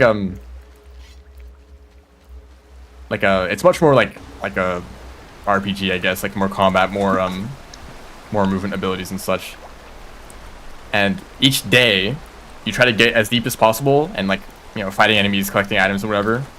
But then, at the end of the day, there's some sort of, like, earthquake or something, some sort of, like, a massive, I don't know, environmental hazard. That means you have to get out of that. You have to get out as fast as possible. So you go down and try to find items and such, and then at the end of the day, you try to get out as fast as possible before you get crushed by debris and such. And then on the next day, when you go back down, everything has been rearranged, and the layouts of everything is completely different.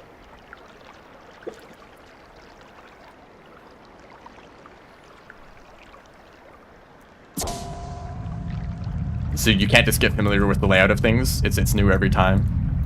But maybe at some point, let's say like at a certain depth, you find some sort of shelter. Rainworld reference. And you can stay in this shelter, and you're safe from whatever hazard happens, whatever the event is, right? Is this kind of similar to Rainworld? I feel like I've not really... Rainworld was not the inspiration for this. And the shelters would not be very common. You're not like looking for the next shelter. Like there'd be like a few shelters in the entire game, and they would be like your major checkpoints.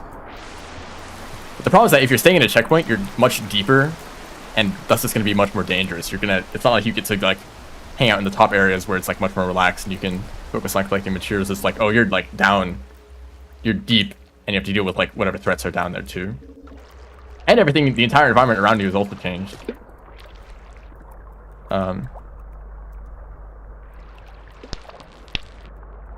I think I had some sort of idea of like some sort of like mechanical like robot controlled base really deep underground. I don't know. I kind of forget everything. That was a bit of an old idea. Maybe I wrote it down somewhere.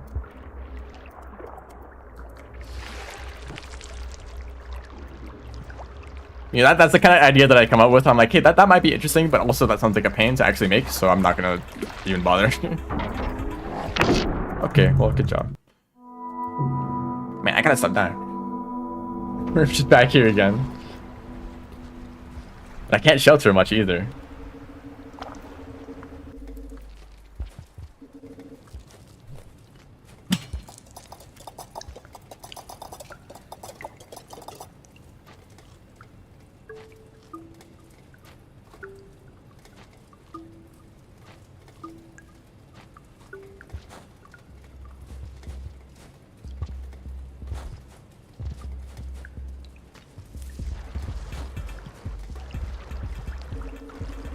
I think it's just that I've played a lot of games with mining systems in them. I guess all the games that were inspired by Minecraft and Terraria. And I played a bunch of them and I'm like, these are cool games, but they could be better. They could be more interesting.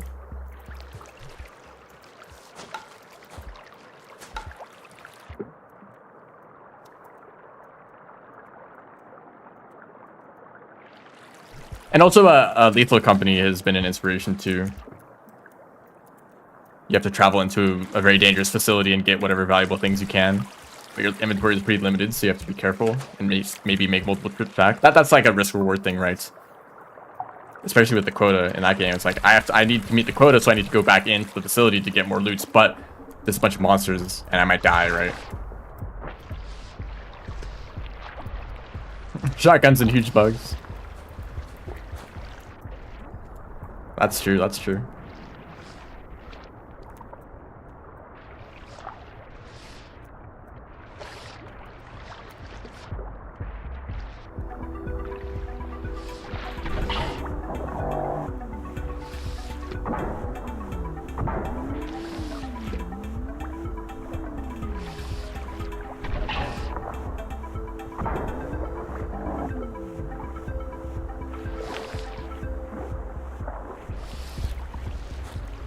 Damn.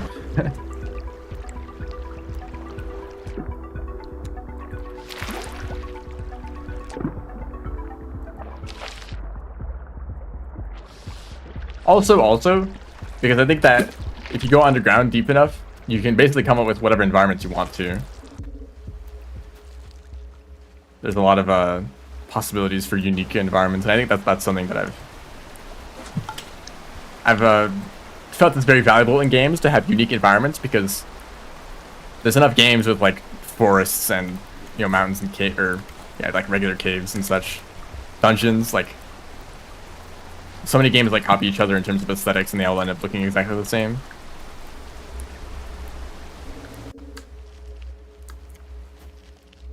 And even when they do have a bit more variety, they kind of end up in the same like set of biomes. Like you have your desert area, you have your snow area, you have your jungle area, you have your volcano area, Every game also has some sort of flavor of fungal caverns. Like either mushroom caves or crystal caves or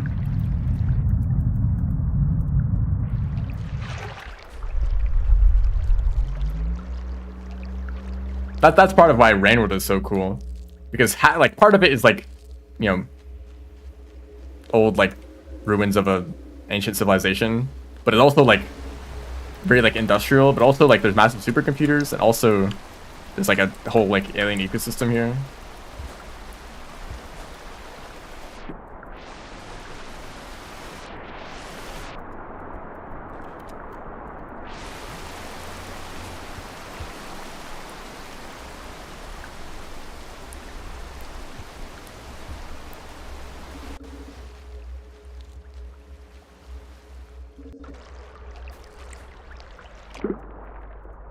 Thank you very much, Shelly. Okay, can I get out of Shoreline? What do you do for the Saint Challenge? Not kill anything. So, I've talked to Pebbles. I just delivered the Neuron to Moon for like the 5th time. And I need to now ascend without killing anything. So I guess I made it this far. The main challenge right now is actually getting enough food, because there's only 1 popcorn plant in Shoreline. Is that true? I don't know. I only know of 1 popcorn plant, so I can't exactly kill anything to get food. It's like I would like the shelter like right here for safety, but I need to make as much progress as possible with the limited food that I have.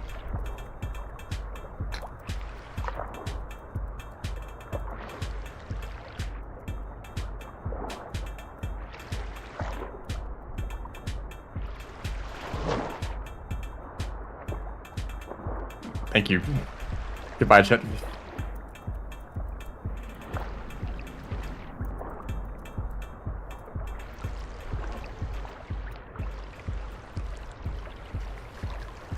Yeah, maybe I'll feed the kelp. Maybe it wants some fruit.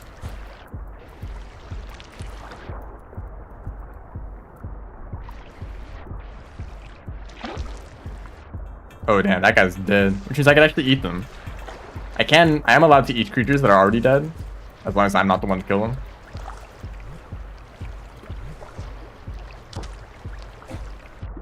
Yes, just feed your kelp. He's very hungry. Oh my goodness. Okay, this is really bad. Okay, now it's no longer bad. Once the Leviathan eats something, it's on cooldown for quite a while.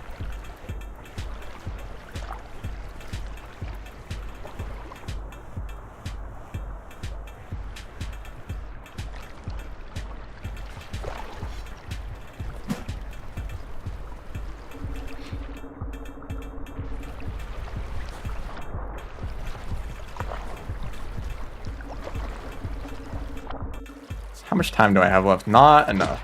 I think if I got a jetfish right now, I could maybe make it.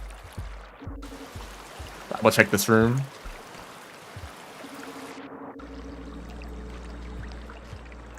No.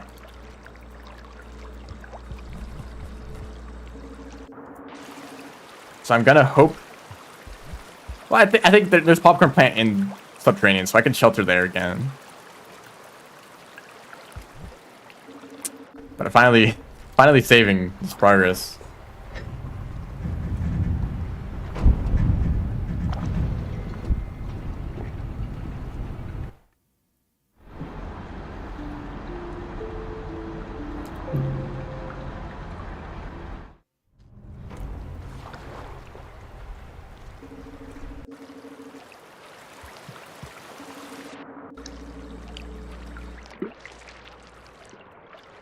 I mean, there's probably enough fruits. I just don't want to spend the time.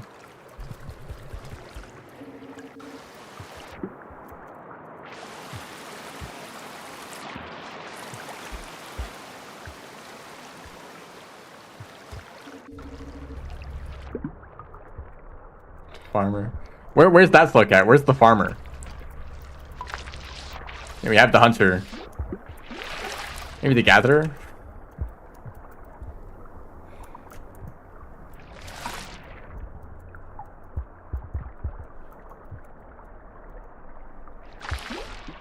Scavenger, the decomposer, the parasite.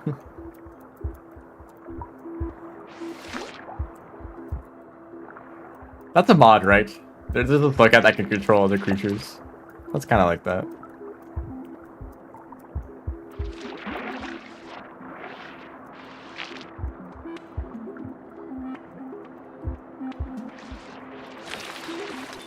I'm not gonna bring the jetfish with me. I think they would cause too many problems. That's technically the speedrun strat. But I'm just gonna take the safe strat. I'm not happy about this. I'm a little bit worried this is gonna take a long time. We'll see.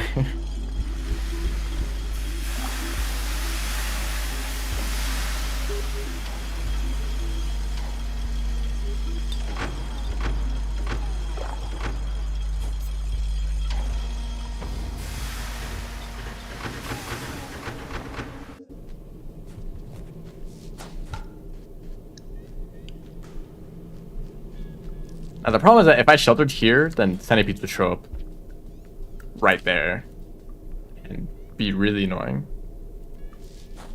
But also, I don't really want to restart from shoreline every time I die. He went to check out the spear that landed next to him.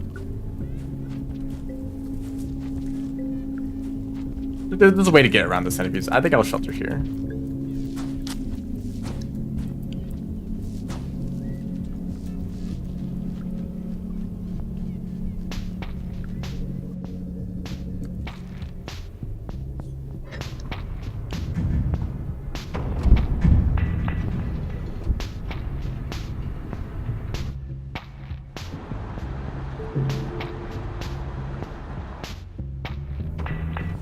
If I'm able to complete this pretty soon, I don't actually know what challenge to do next.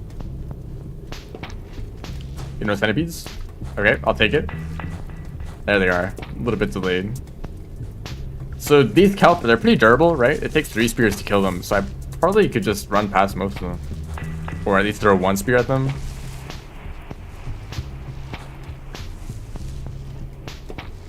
And these dropwigs, if they stay right there, that's great for me. Because these dropwigs, like, they hang out right here on this platform, and it makes it really hard to make that jump. So that's really good that I can get past those. This guy has a big problem. Just kidding. He's chill like that. There's also usually a bunch of dropwigs here, but we're fine.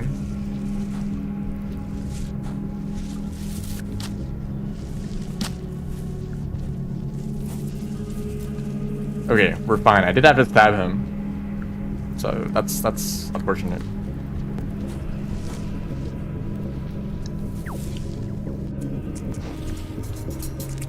Bird room.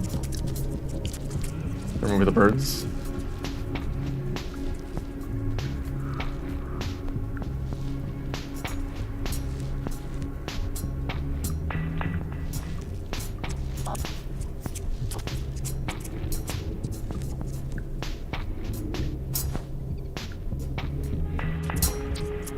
There's always something stupid happening in this room. Oh, like a scavenger. Yeah, that's what I expected to happen. Somehow he missed me. Yeah, throw your spears at that guy. He's sitting right there. I'm actually gonna be really careful with these flashbangs. I don't want to throw one because it might kill a spider. And the game is dying. Very cool. I like how that happens occasionally in Subterranean. That's it. That spitter spider is already carrying a scavenger. Ow. I might be dead.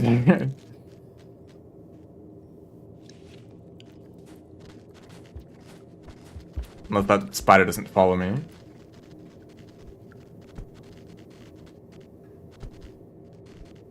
There is a chance that I've gotten a kill by hitting a creature with a rock, and then if that rock, or no, if that creature dies to something else, I might get credit for the kill because I hit it with a rock. Which would be unfortunate. But I haven't tried to kill anything, so let's hope that hasn't happened. Oh shoot, do I have to finish the whole, like, ending sequence? If I just make it to the Void Sea and quit out of the game, do I still get to see the stats? Or do I have to actually make it to the end of the Void Sea?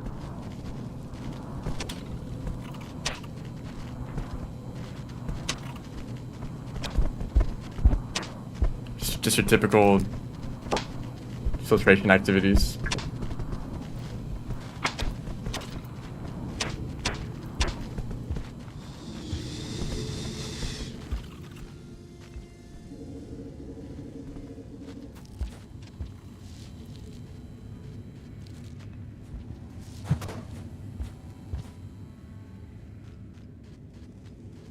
You have to make it to the end, GB.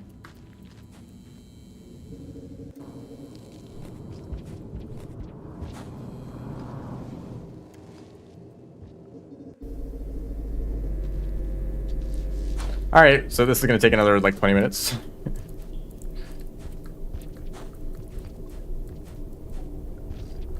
Rain World, you're a very cool game, but why does the ending sequence take so long?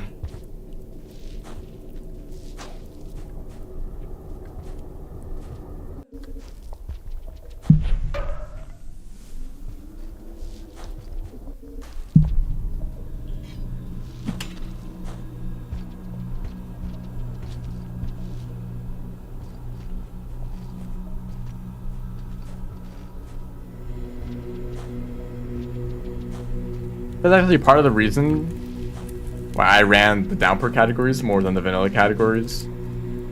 Just because the downpour runs, they just end when you get to the ending. Whereas vanilla categories end when you enter the depths, but then you still have to go through the depths, right? You're not gonna die past this point, so you're safe, but you know, it's still a lot of moving around in this area where the physics work differently than the entire rest of the game. Well, we're not there yet, but later it's like that.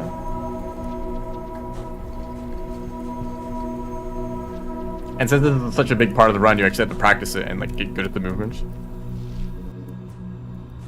Except for that one room.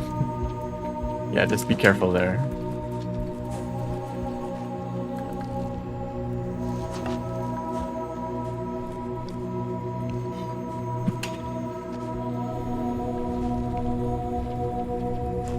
The first time I made it through the ending, I have no idea. I don't actually remember my first playthrough very well. And I actually don't think I cared about the ending. I mostly cared about messing around in like outskirts and garbage races. I probably spent more time like trying to tame lizards than like going to Pebbles. Oh shoot. I just fast fell into a wall pounce. What the heck? I didn't really have a first playthrough with this game. I played Rain World a few months after it released. But I also watched a lot of videos of other people playing the game, including the ending, so I was spoiled on the ending. And I think because of what I knew about the game in advance, I avoided a lot of areas that sounded annoying. So I never went to Five Pebbles. I never went to I never went to the region Five Pebbles. I visited Pebbles, but only by going up the wall, because I learned that that was an easier path. I was like, oh, like memory crypts and the leg is like a really difficult path. I'm just gonna take a shortcut.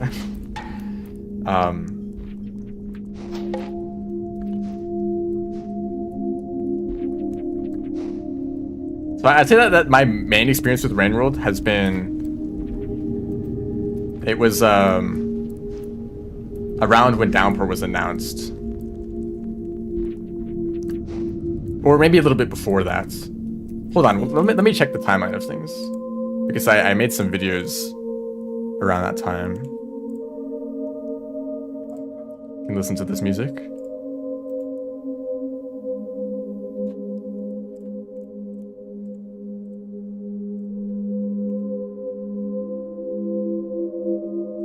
So my first Rain World video, December 4th, 2022.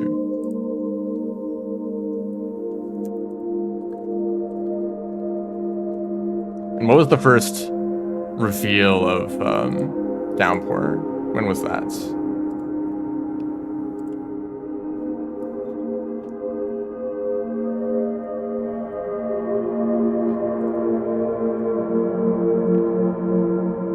That was earlier.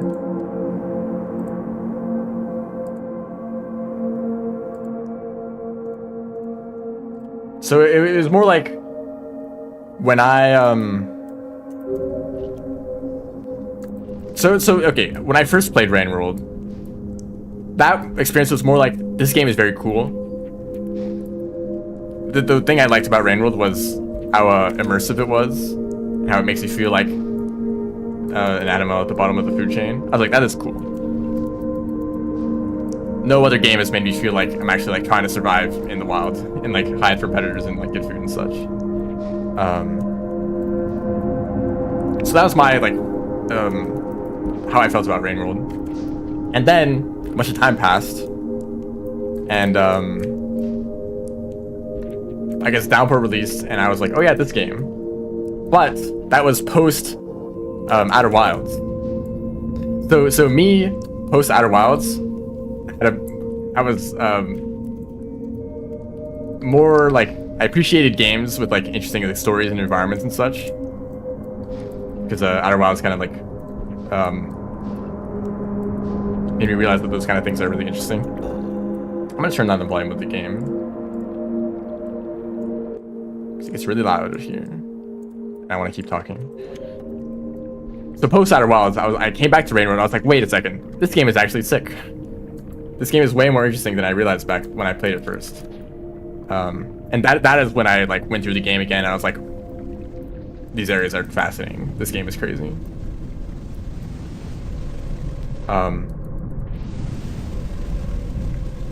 and I also kind of got interested into speedrunning because I was just playing the game because I just wanted to go and visit these areas. I wanted to go to Pebbles. I wanted to go to the depths. I wanted to visit Echoes, and I learned a little bit of movement tech when I first played. Like I learned whiplashes on my own, but those aren't exactly the most useful movement tech. I think it was the movement documents. Because that was kind of infamous. Like, oh yeah, the movement documents, that's like 100 pages long of just movement tech. I think I looked through that, and that was how I learned a bunch of tech first. I also watched the Pebbles percent speedrun world record at the time, and that was an inspiration for me to try speedrunning myself. And actually, let me check this too. When was my first speedrun?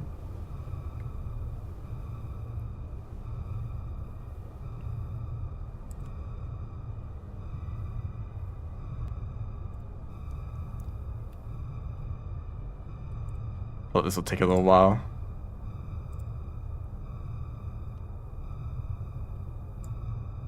So that was the beginning of 2023. That was when I started speedrunning.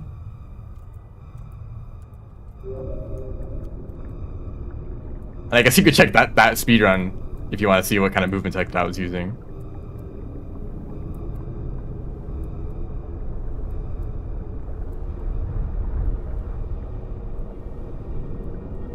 Yeah, there's definitely some overlap in the communities.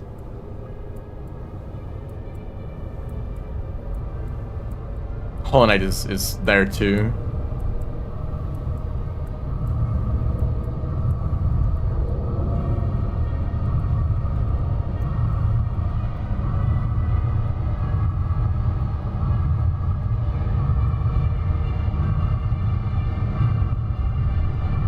It's still so loud.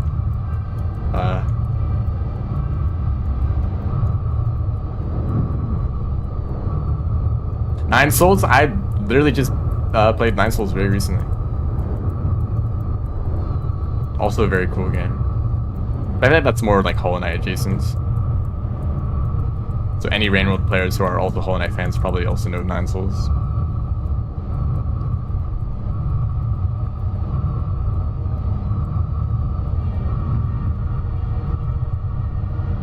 I really hate favorites.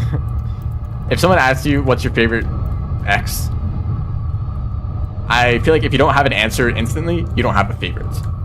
Or at least that's my definition of it. So unless I have something to say immediately, then I don't have an answer. And when it comes to video games, it's like, I guess it's Rainworld, but also there's other games that do things better than Rainworld. Well, not necessarily better, but they're just different games, you know? And also my experience of Rainworld is very different than a lot of people's because I speedrun the game.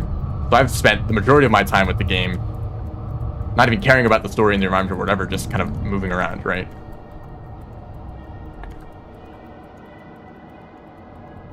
So like the first playthrough of Rainworld, that is like a different game than speedrunning it.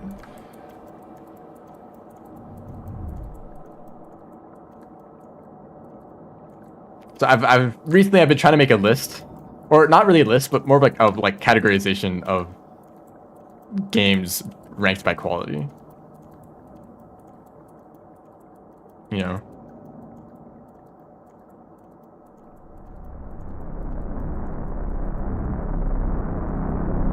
Which I guess you could say is like a tier list or like a rating on like a scale of like 1 to 5 or 1 to 10 or something like that.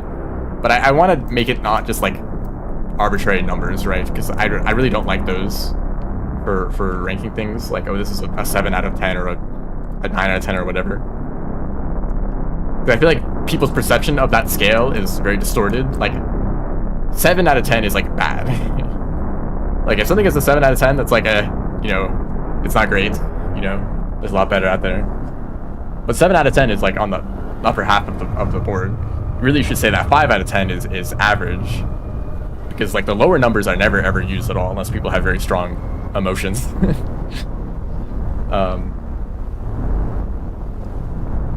Hello, welcome to the ending. I hope you've beaten this game.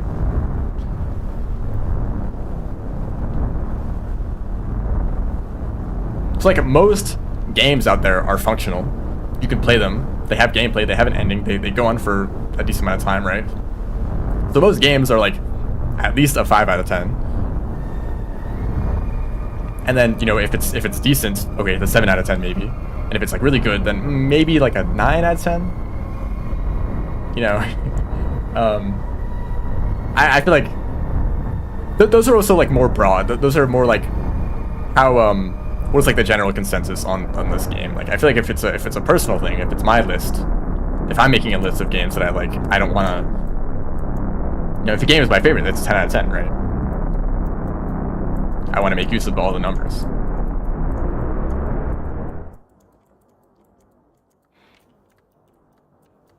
I think I kind of made a list that's like a 5-point system. Kind of ranked by like how much I care about the game, or how much I... one like method of ranking is like how much do I think about this game outside of just playing it, right? I'm gonna turn up the sound again. If I play it, this happened with Ori and the Will of the Wisps. I'm very sorry, but I played that game and I totally forgot about it. So it would probably score like a 2 or a 3 on the scale. Like, yeah, it's a cool game. I really like the like platforming sections, and I really like the like art style and stuff. But I just didn't really think about the game at all after I beat it. And honestly, if I just never played it at all, I don't think I'd really have lost anything, right?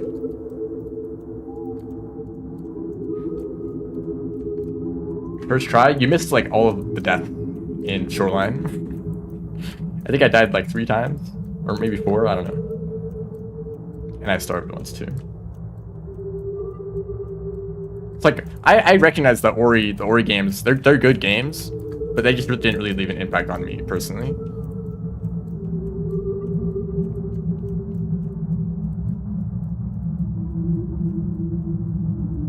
Maybe if you like these kinds of games. The Last was like that, really.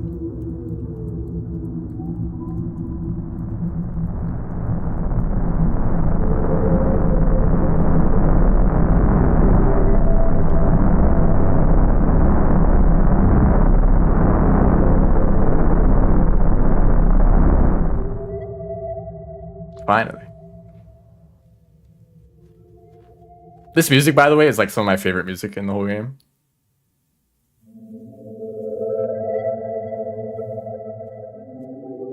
Played it for 6 hours, beat the main story, didn't care to play more.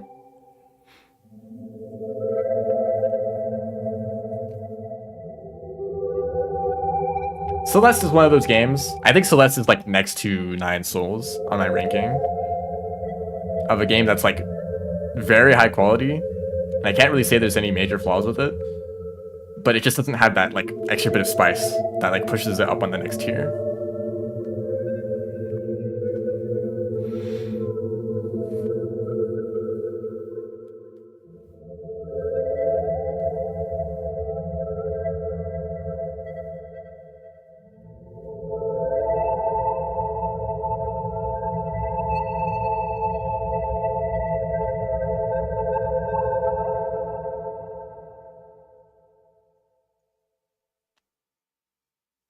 Mid. Railroad Speedrunner is playing any other game. Where's the movement? He played like Mario 64.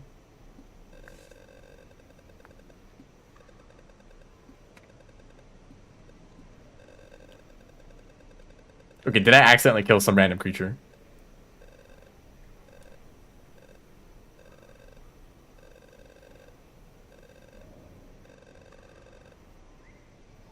Looks like I did not. If I got all the passages, this would also be a good score run. Would I be able to get 10k with this? Well, probably not with, you know, I could get, Outlaw or Dragon Slayer.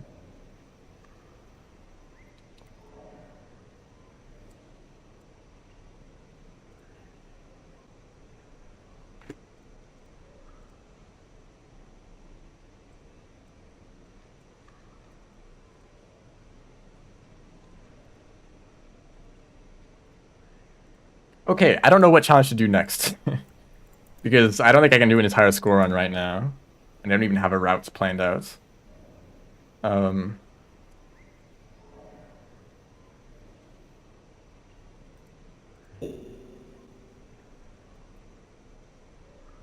It's like most people's like first review playthrough, they don't kill anything at all.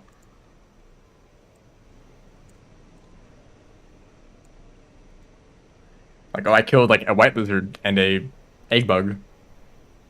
Mother? What is the route for that? Actually, I think there's a map of all the noodlefly eggs. I could give that one a try. So this challenge, collect and sleep in the same shelter as 7 noodlefly eggs on the starting cycle.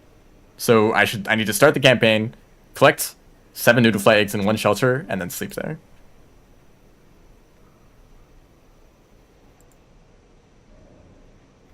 Which there's only 4 in Farmerays. Do you have to go to Sky Islands? Is that the route here? Like, bring all of the noodlefly eggs into the gates, and then bring them to Sky Islands. Is that the route? Yeah. That's kind of jank. There's not really a shelter close in outskirts. You have to travel. You have to like go back and forth really far with all the noodlefly eggs. So that's probably not the strategy. And if you go to Sky Islands, there's basically a shelter right there. So you actually need to get... Well, that's not that bad. If you go all the way up, grab the 2 noodlefly eggs at the very top and then bring them down, and then the next 2 noodlefly eggs are like right next to the shelter. Okay, this doesn't look that bad. I'll give this a few tries.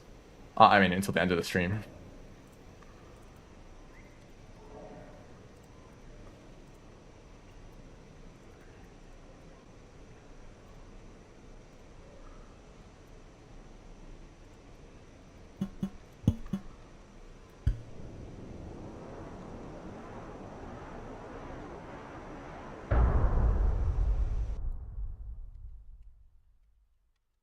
Crawl turn wall. Can you crawl turn wall climb with the eggs? I might try that. No.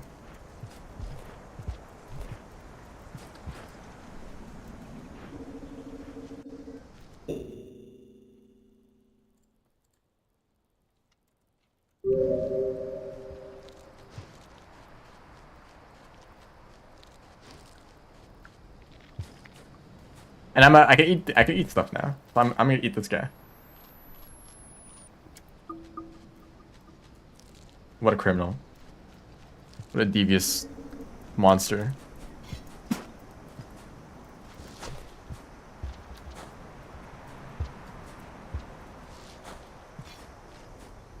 I had this idea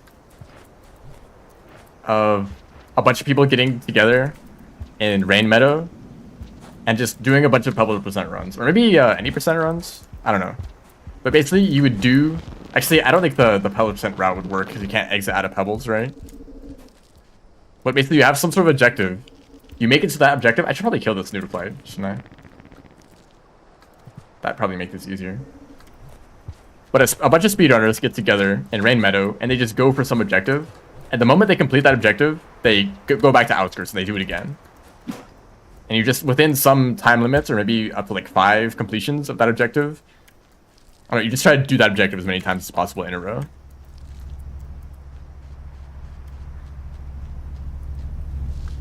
And I feel like doing multiple in a row kind of balances out some of the randomness of doing a speedrun.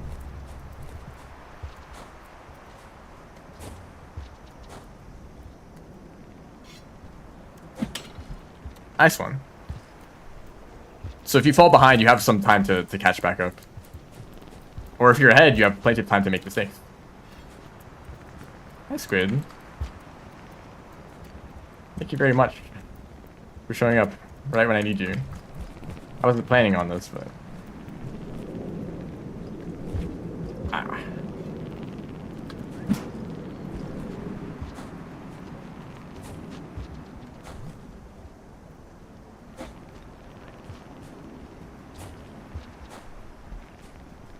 Why is this guy following me so much? It's not your egg. I'm also gonna carry one of these. I don't think you could do it with creatures on. It would have to be in meadow mode. Because you can't be in different regions in story mode. So whoever's ahead would have to like wait for people who are behind. I guess you could just say like if you get to the gate first, then you get like an extra point or something like that. I don't know. If you want to make it like a points system. But I think you'd spend a lot of time waiting for whoever's slowest. I kind of like the idea of like one person getting really far ahead. Further than the others. I hate these eggs, by the way. I have a bit of a history with struggling to get these. Although yeah, it probably would be more interesting with creatures involved. And if you're ahead, then you have to kill the creatures. And if you're behind, you get to. It's much easier for you because you can just. All the creatures are already dead, so it's kind of like a comeback mechanic. That'd probably be the best way to do it. I don't know. Maybe you would just wait in the gates. And you get points for if you get to the gates earlier.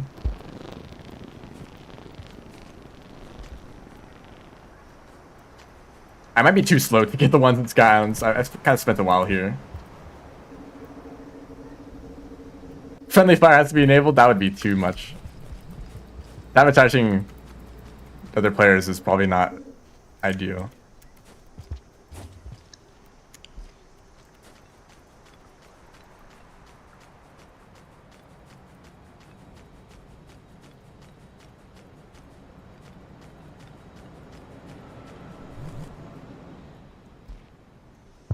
I don't think I have enough time for that. I only have like 3 minutes left. Is this first cycle random? Does it have a random length? Because then I might actually want to change that setting if it's allowed. I didn't check.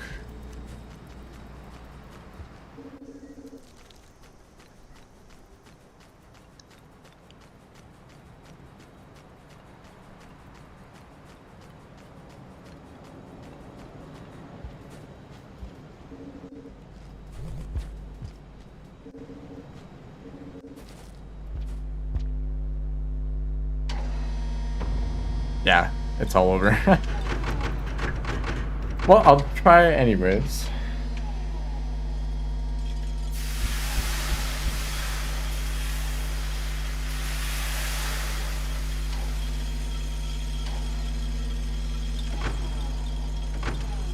Yeah, okay, so I can turn on the maximum length cycle for this challenge.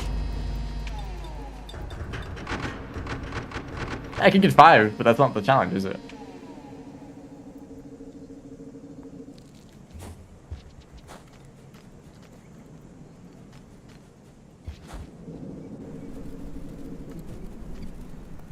There's definitely more potential with Rain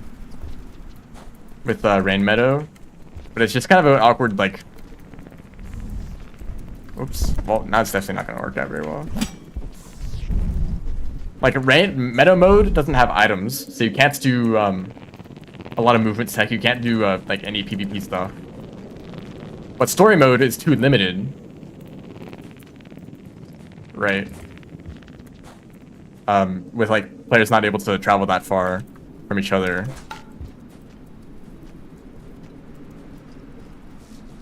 Oh, okay. Remember earlier in the stream when I said that I struggled to line up slide pounces like that? That was a foreshadowing.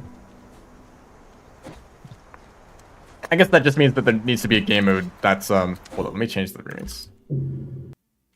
There should be a game mode that's just Rain Meadow, but you have items. And who knows how like the spears and stuff would work.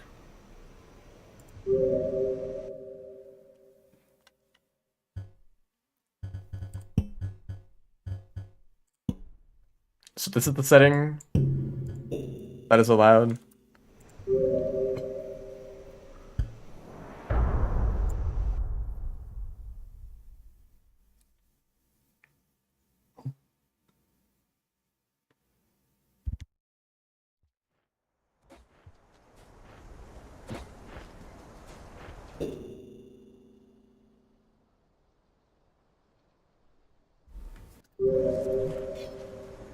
Okay, actual attempts now.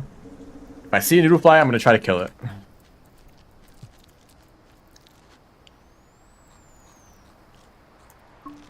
I don't imagine that the Watcher will bring any online stuff. Unless they made a deal with Rain Meadow to integrate it into the game. That'd be kind of sick, but also, like, they would have had to spend the entire... They'd have spent a lot of time developing that.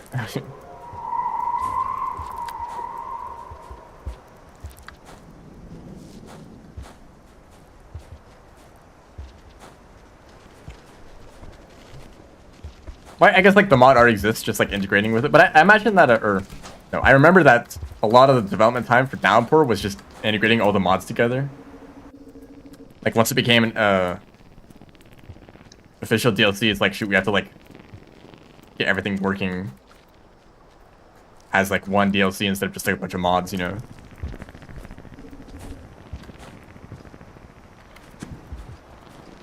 And that took a long time, I think.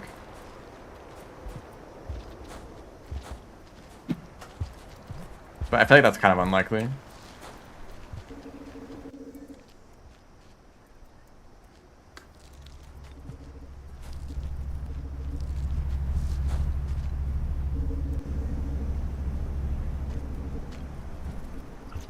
So I'm just gonna go down here. I would like to have an extra spear, or maybe you can show up again.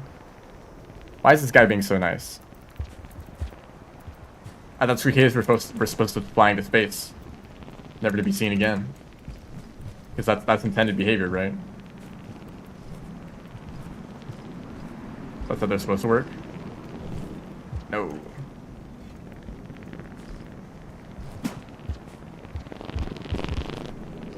I like how they bounce off the walls.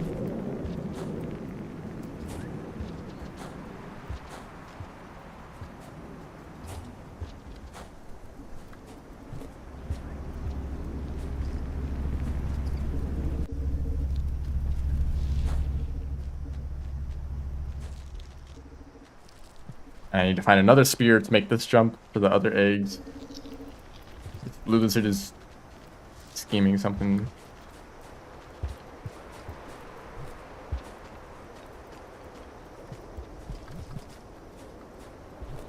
Okay, I only see one spear. It's right here.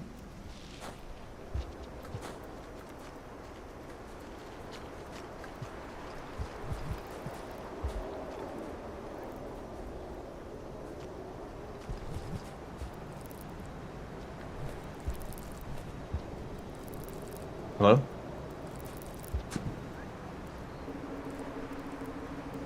Yeah, tag is a thing.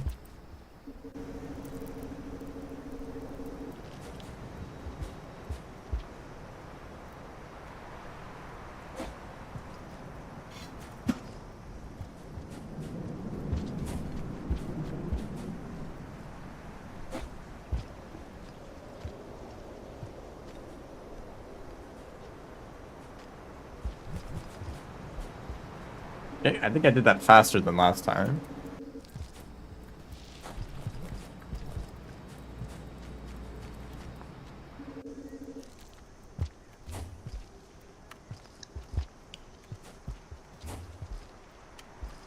Nice.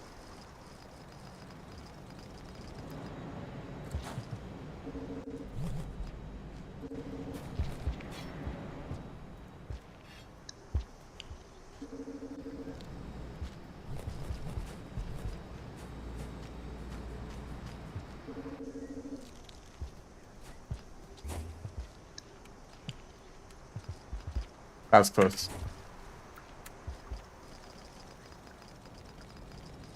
Imagine this as Spearmaster. Imagine, like, breaking both of your legs and then climbing up a mountain.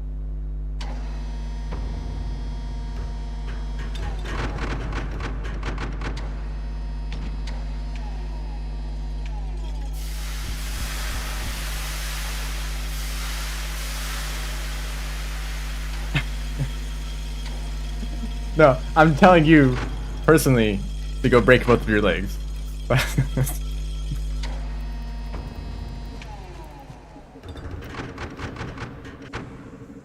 How dare you even mention Spearmaster?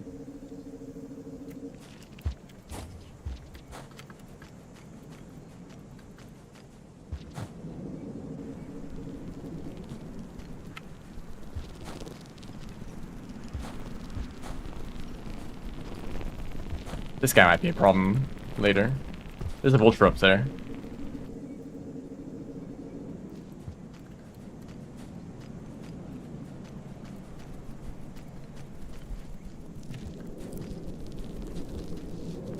It's that turn storage. It happened again.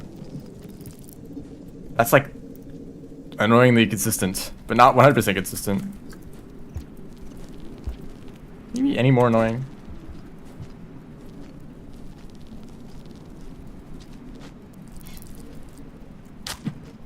Yeah, good job. I guess I'll just do this.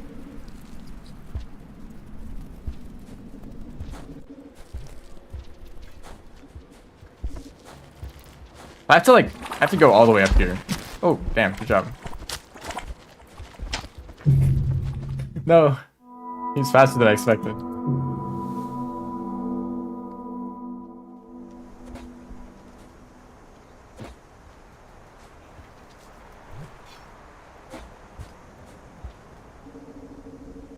And then I have to go and do all of this again.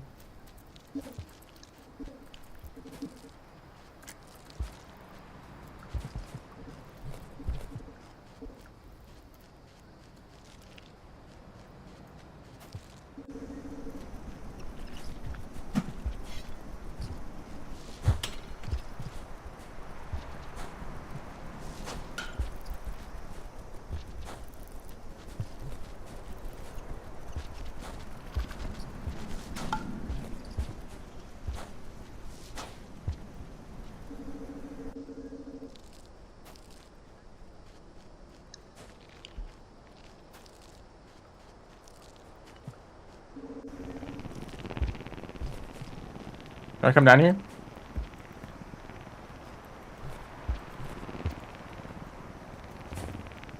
Oh, I thought about it. Oh shoot. Oh no, they fell into it. A little bit stupid. You aren't alive. Okay, don't make that mistake.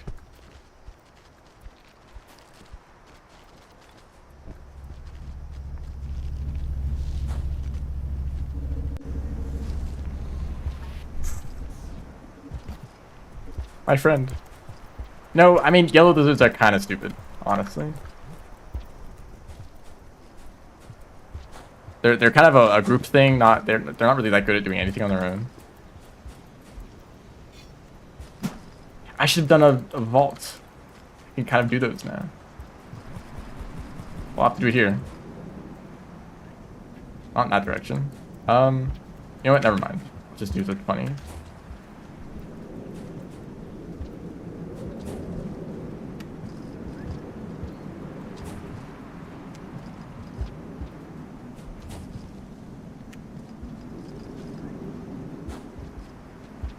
Actually, wait. I probably shouldn't fall down.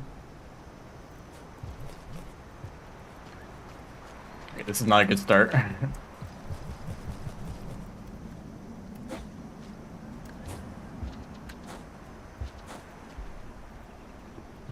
Yo, there's a dude in the background.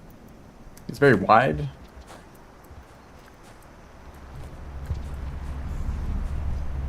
Hello, Vulture.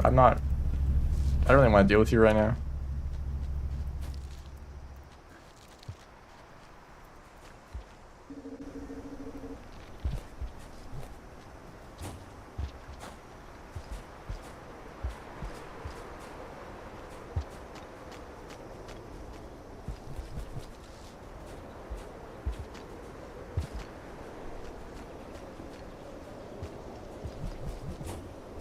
I hope I can find a spear up here.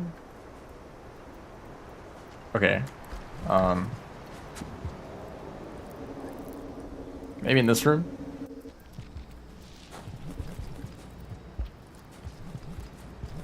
Okay, maybe in this room. Yeah, maybe in the next region.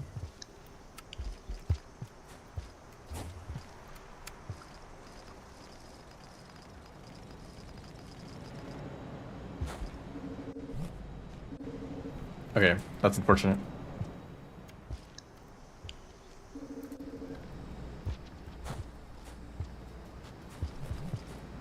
Maybe with some rocks.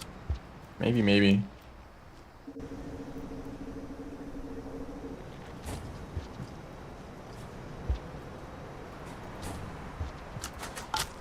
Wow. Oh wow, you could probably make that jump too. What is up with that one like charge pounce that's like kind of different that gives you more distance? I think I saw a clip of that like in Moon.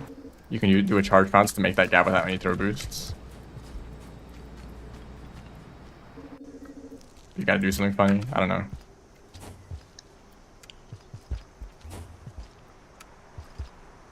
Just large.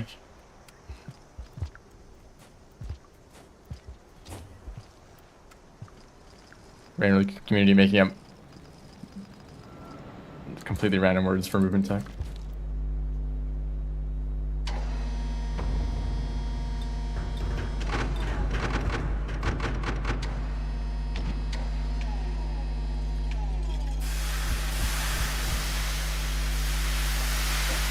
Okay, that seems complicated. Yeah.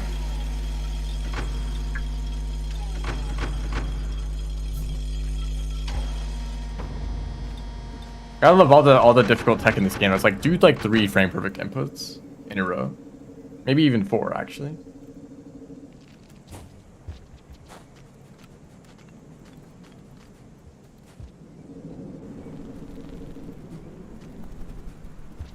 I still have not found a spear, by the way.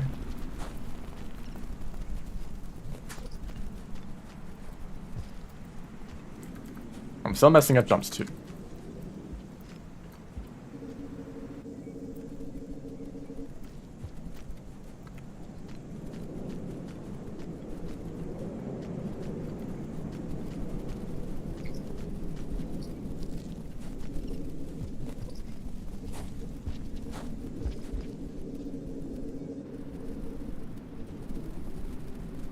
Did I eat food? No. Yeah, I gotta get something.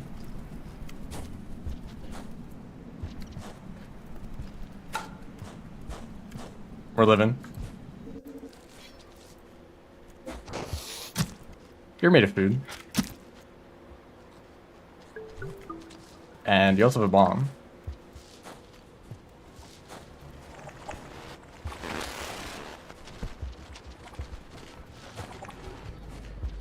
This bomb is no longer useful to me. Oh. Is that it is?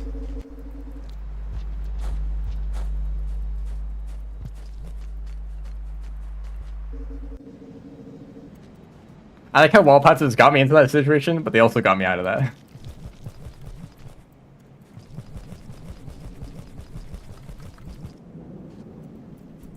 This is the right way, right? I want to go to the part that goes above this.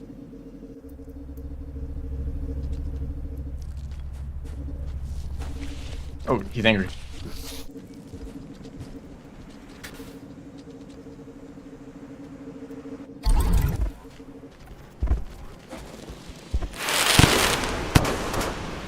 Wait, you're supposed to be scared of that?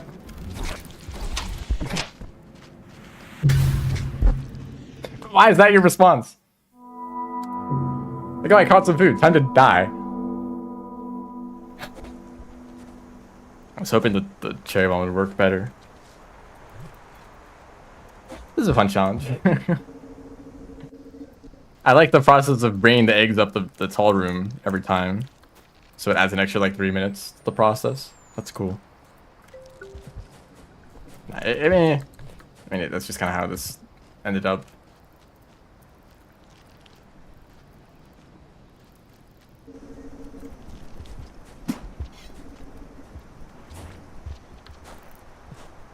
Okay, I'm cursed.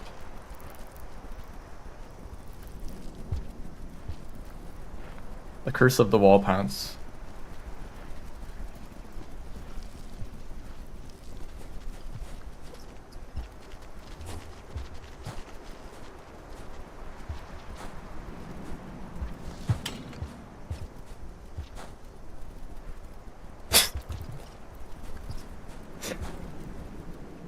cool physics.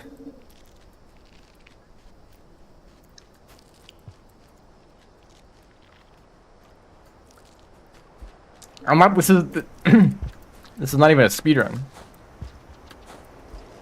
I'm just collecting eggs.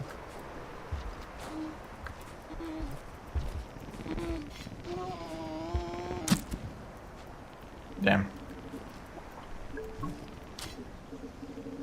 I don't even know what they're mad at.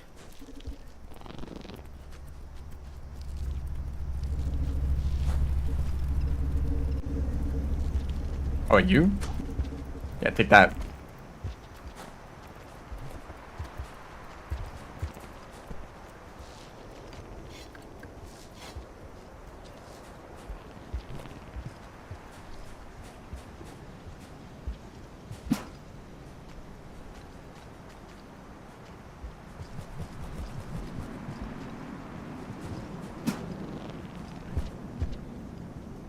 No.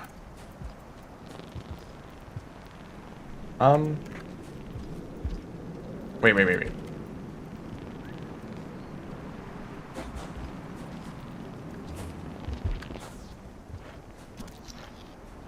You aren't part of the plan? Sorry.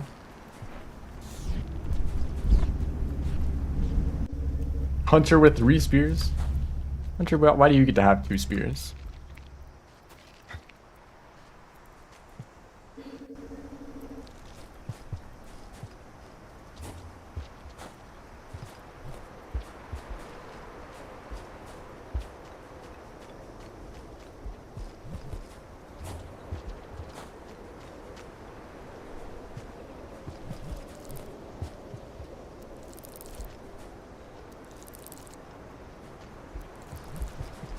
Not a fan of that. Or that. Yeah, fine, I'll fight you.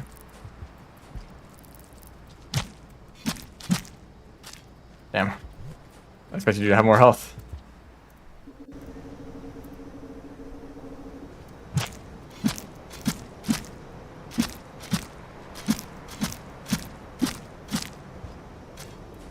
Yo, can I do it? Can I? Okay, I don't think there's enough space for that.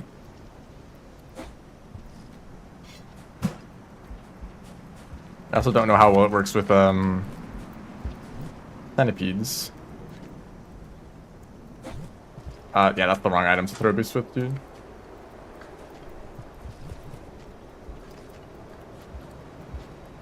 Well, this is certainly an interesting attempt. Multiple items in one hand. Hey, maybe. You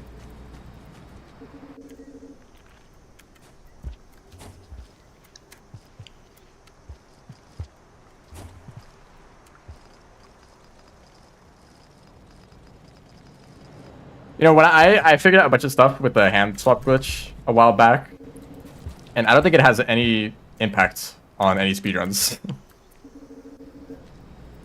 Like, you can use it in like Monk Story and Saint and stuff. I don't know if anyone's actually using hand swap. And I'm not even running those categories, so.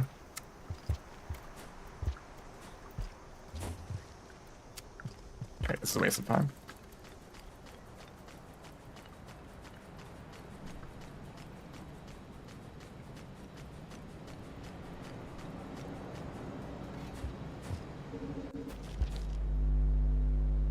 Yeah, maybe Rift Story, but I don't think anyone has done a run with it. Maybe I mean, how many runs are there recently?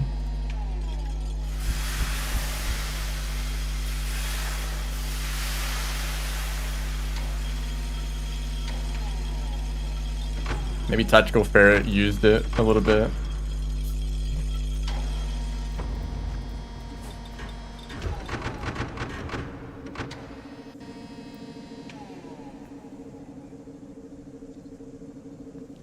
I think I completed like one run where I did have hand swap. I did use hand swap, but then it was like slower anyway, so. You know, that's pretty useful.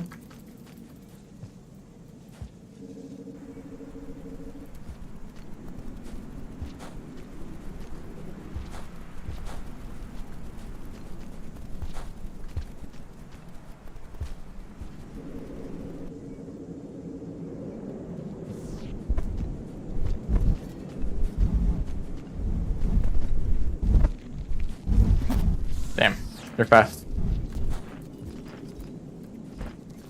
Yeah, eat that guy instead. Thank you. Yeah, I'd like more vultures, please. Actually, if only they were all king vultures, then it'd be a lot better.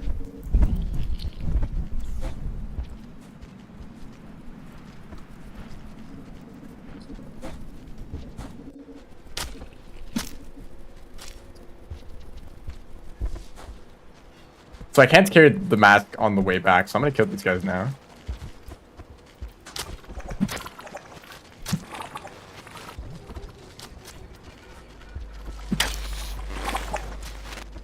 Okay, that's enough. Probably. And hopefully I can also deal with the Scions.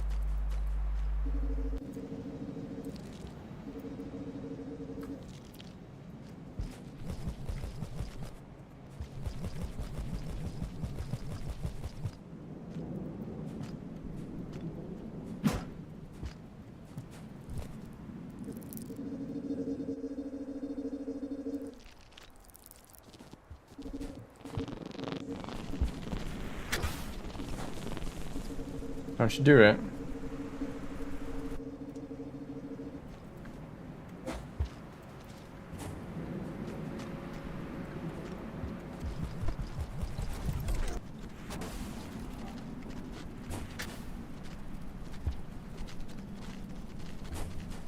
Maybe I could just do this. Oh, well, that's definitely not it.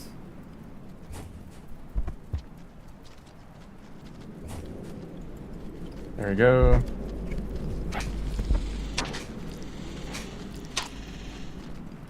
Okay, very cool.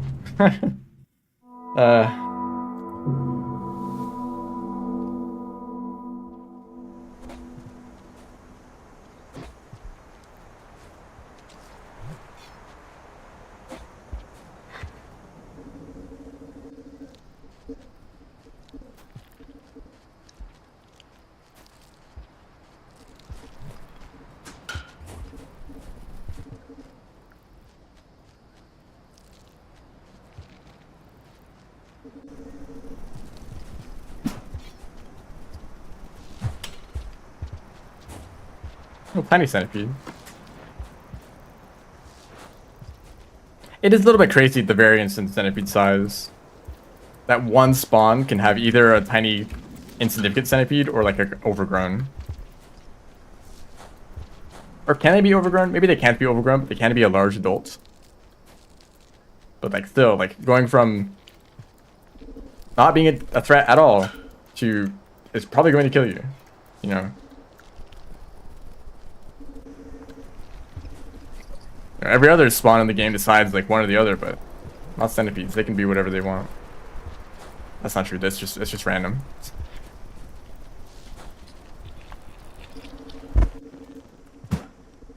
No, I missed my chance.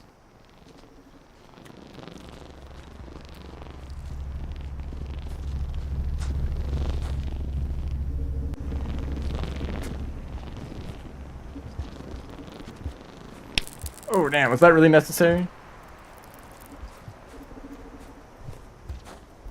Like they were already gonna die to the spore puff.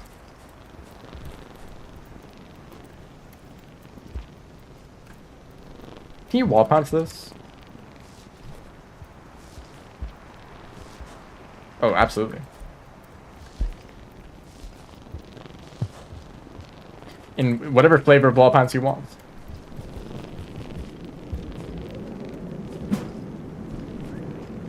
How are you in the most inconvenient spots every time? Nice. Like, I'd like to eat this popcorn, or I'd like to grab this egg. Oops. I accidentally grabbed a child instead. Did that Noodlefly not notice? Or they don't care?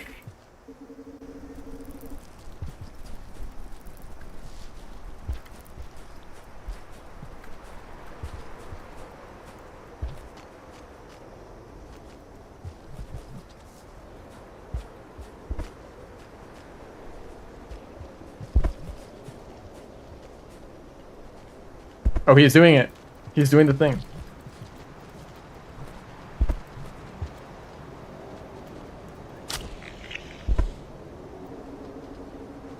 There's a centipede in this room. Okay.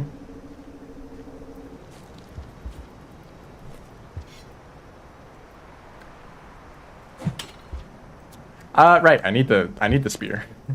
That's how this works.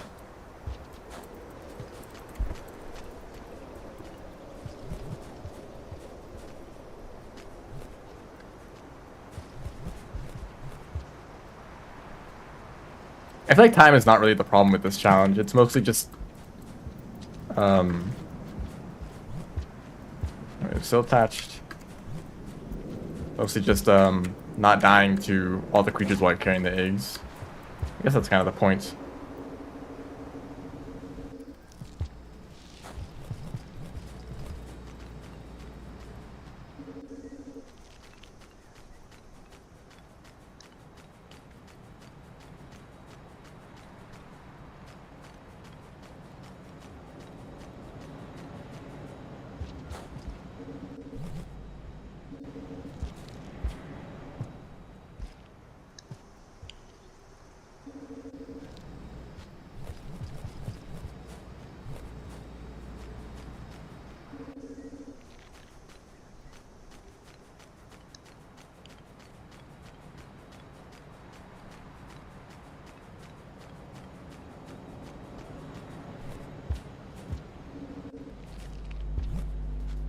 I kind of wonder about fast pole climbs.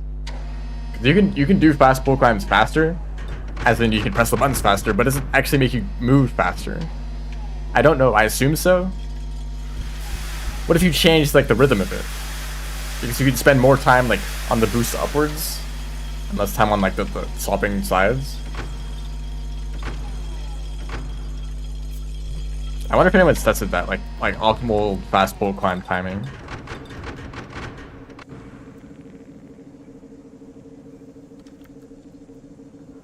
I don't really do it that fast because it hurts.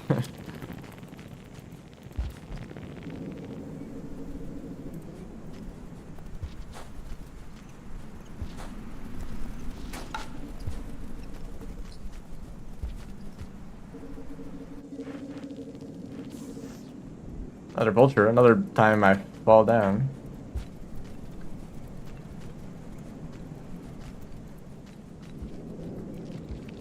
No, he just left immediately.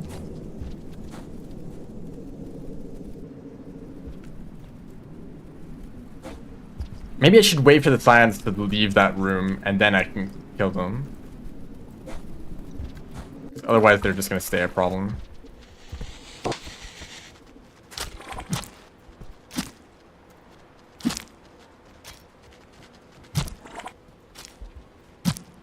I have food? I don't.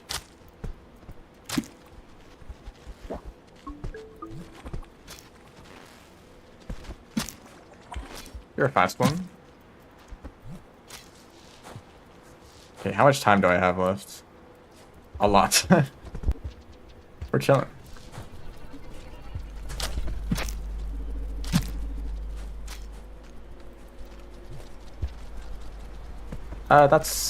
I don't really like that spot. I'd rather deal with you now than later. And I should also, yeah, I'll grab the spear. I think I kind of undervalue spears sometimes. Because I kind of often end up in a situation where I just don't have any spears and it's like, I can't do anything now. But also sometimes you just get so many spears that you can never run out of them.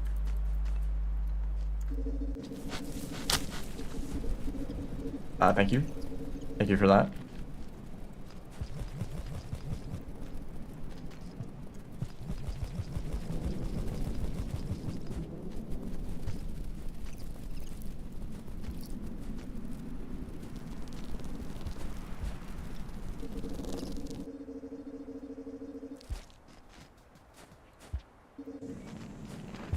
Okay, there's some creatures here. He's running away.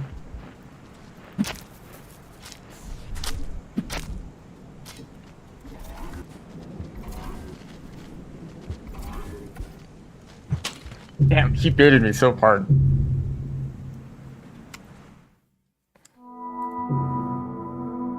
Like, oh, he hasn't noticed me at all. I can just stab him.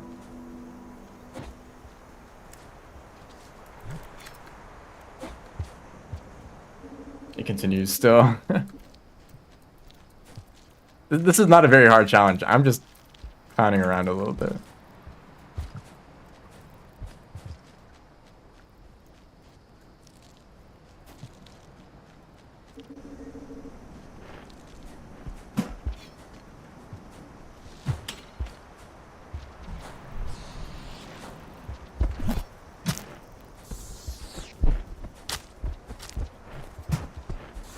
Damn.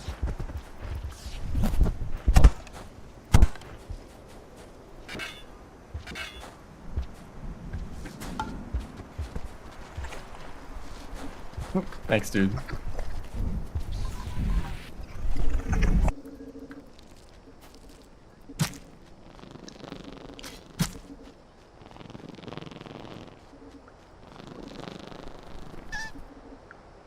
Some noodles.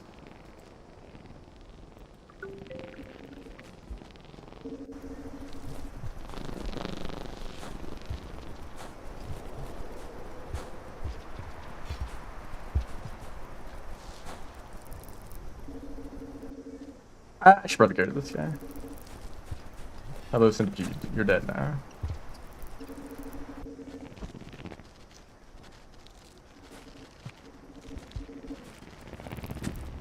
So are you. Hey, you guys want some too? Love spreading around poison.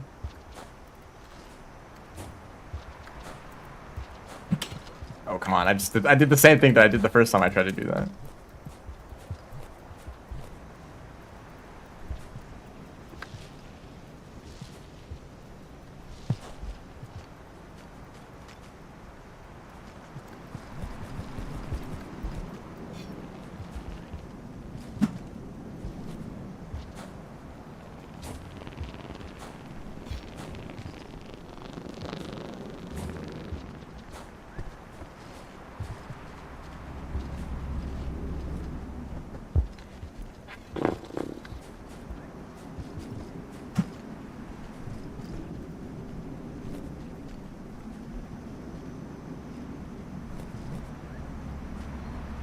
Going great.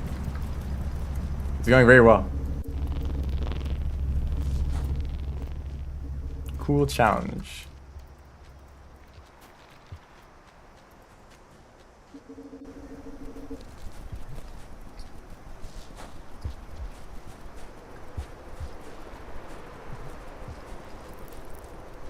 Are they still alive? That noodle flag?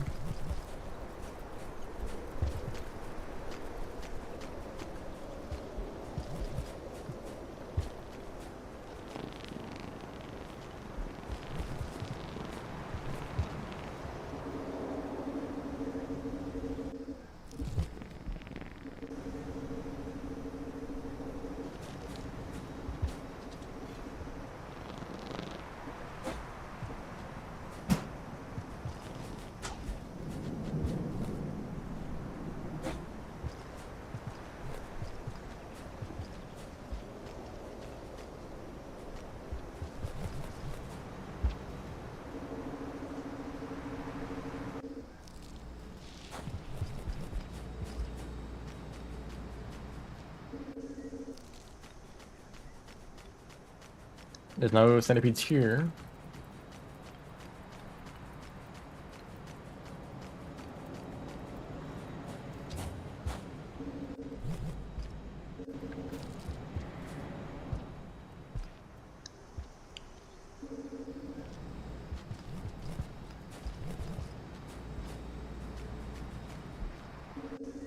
Maybe I'll try for this one.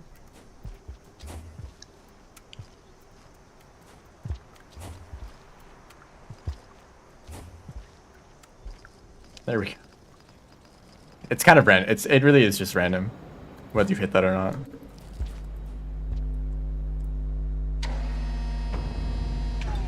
Kind of wait a while, press the buttons, then maybe it works, maybe it doesn't.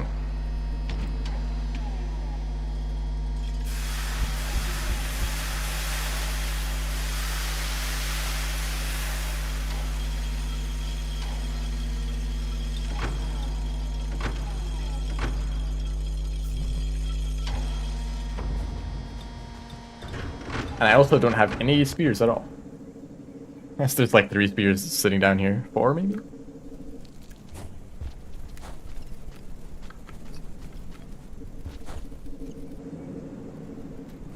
I wonder if you could wall pounce that wall when like leaving the pipe.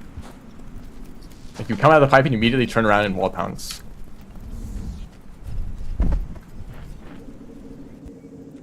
Or I guess you could just like fall a little bit and then wall pounce on the lower part of the wall. That might work. But would it actually send you in the right direction? Is the real question. This doesn't look like a good situation. Alright, they can climb on walls. I was wondering, like, how did that lizard get over there? They can climb.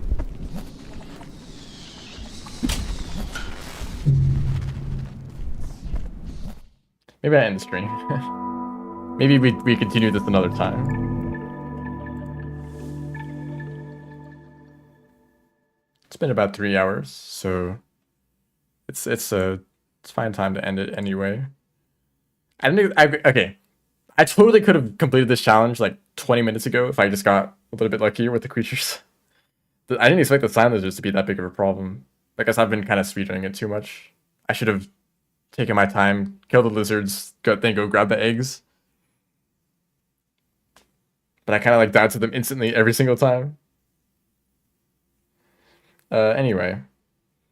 Next time I think I will stream Cogmind.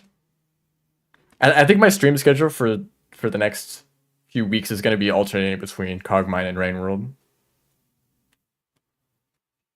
So if you are interested in a traditional roguelike, check out that stream on Friday.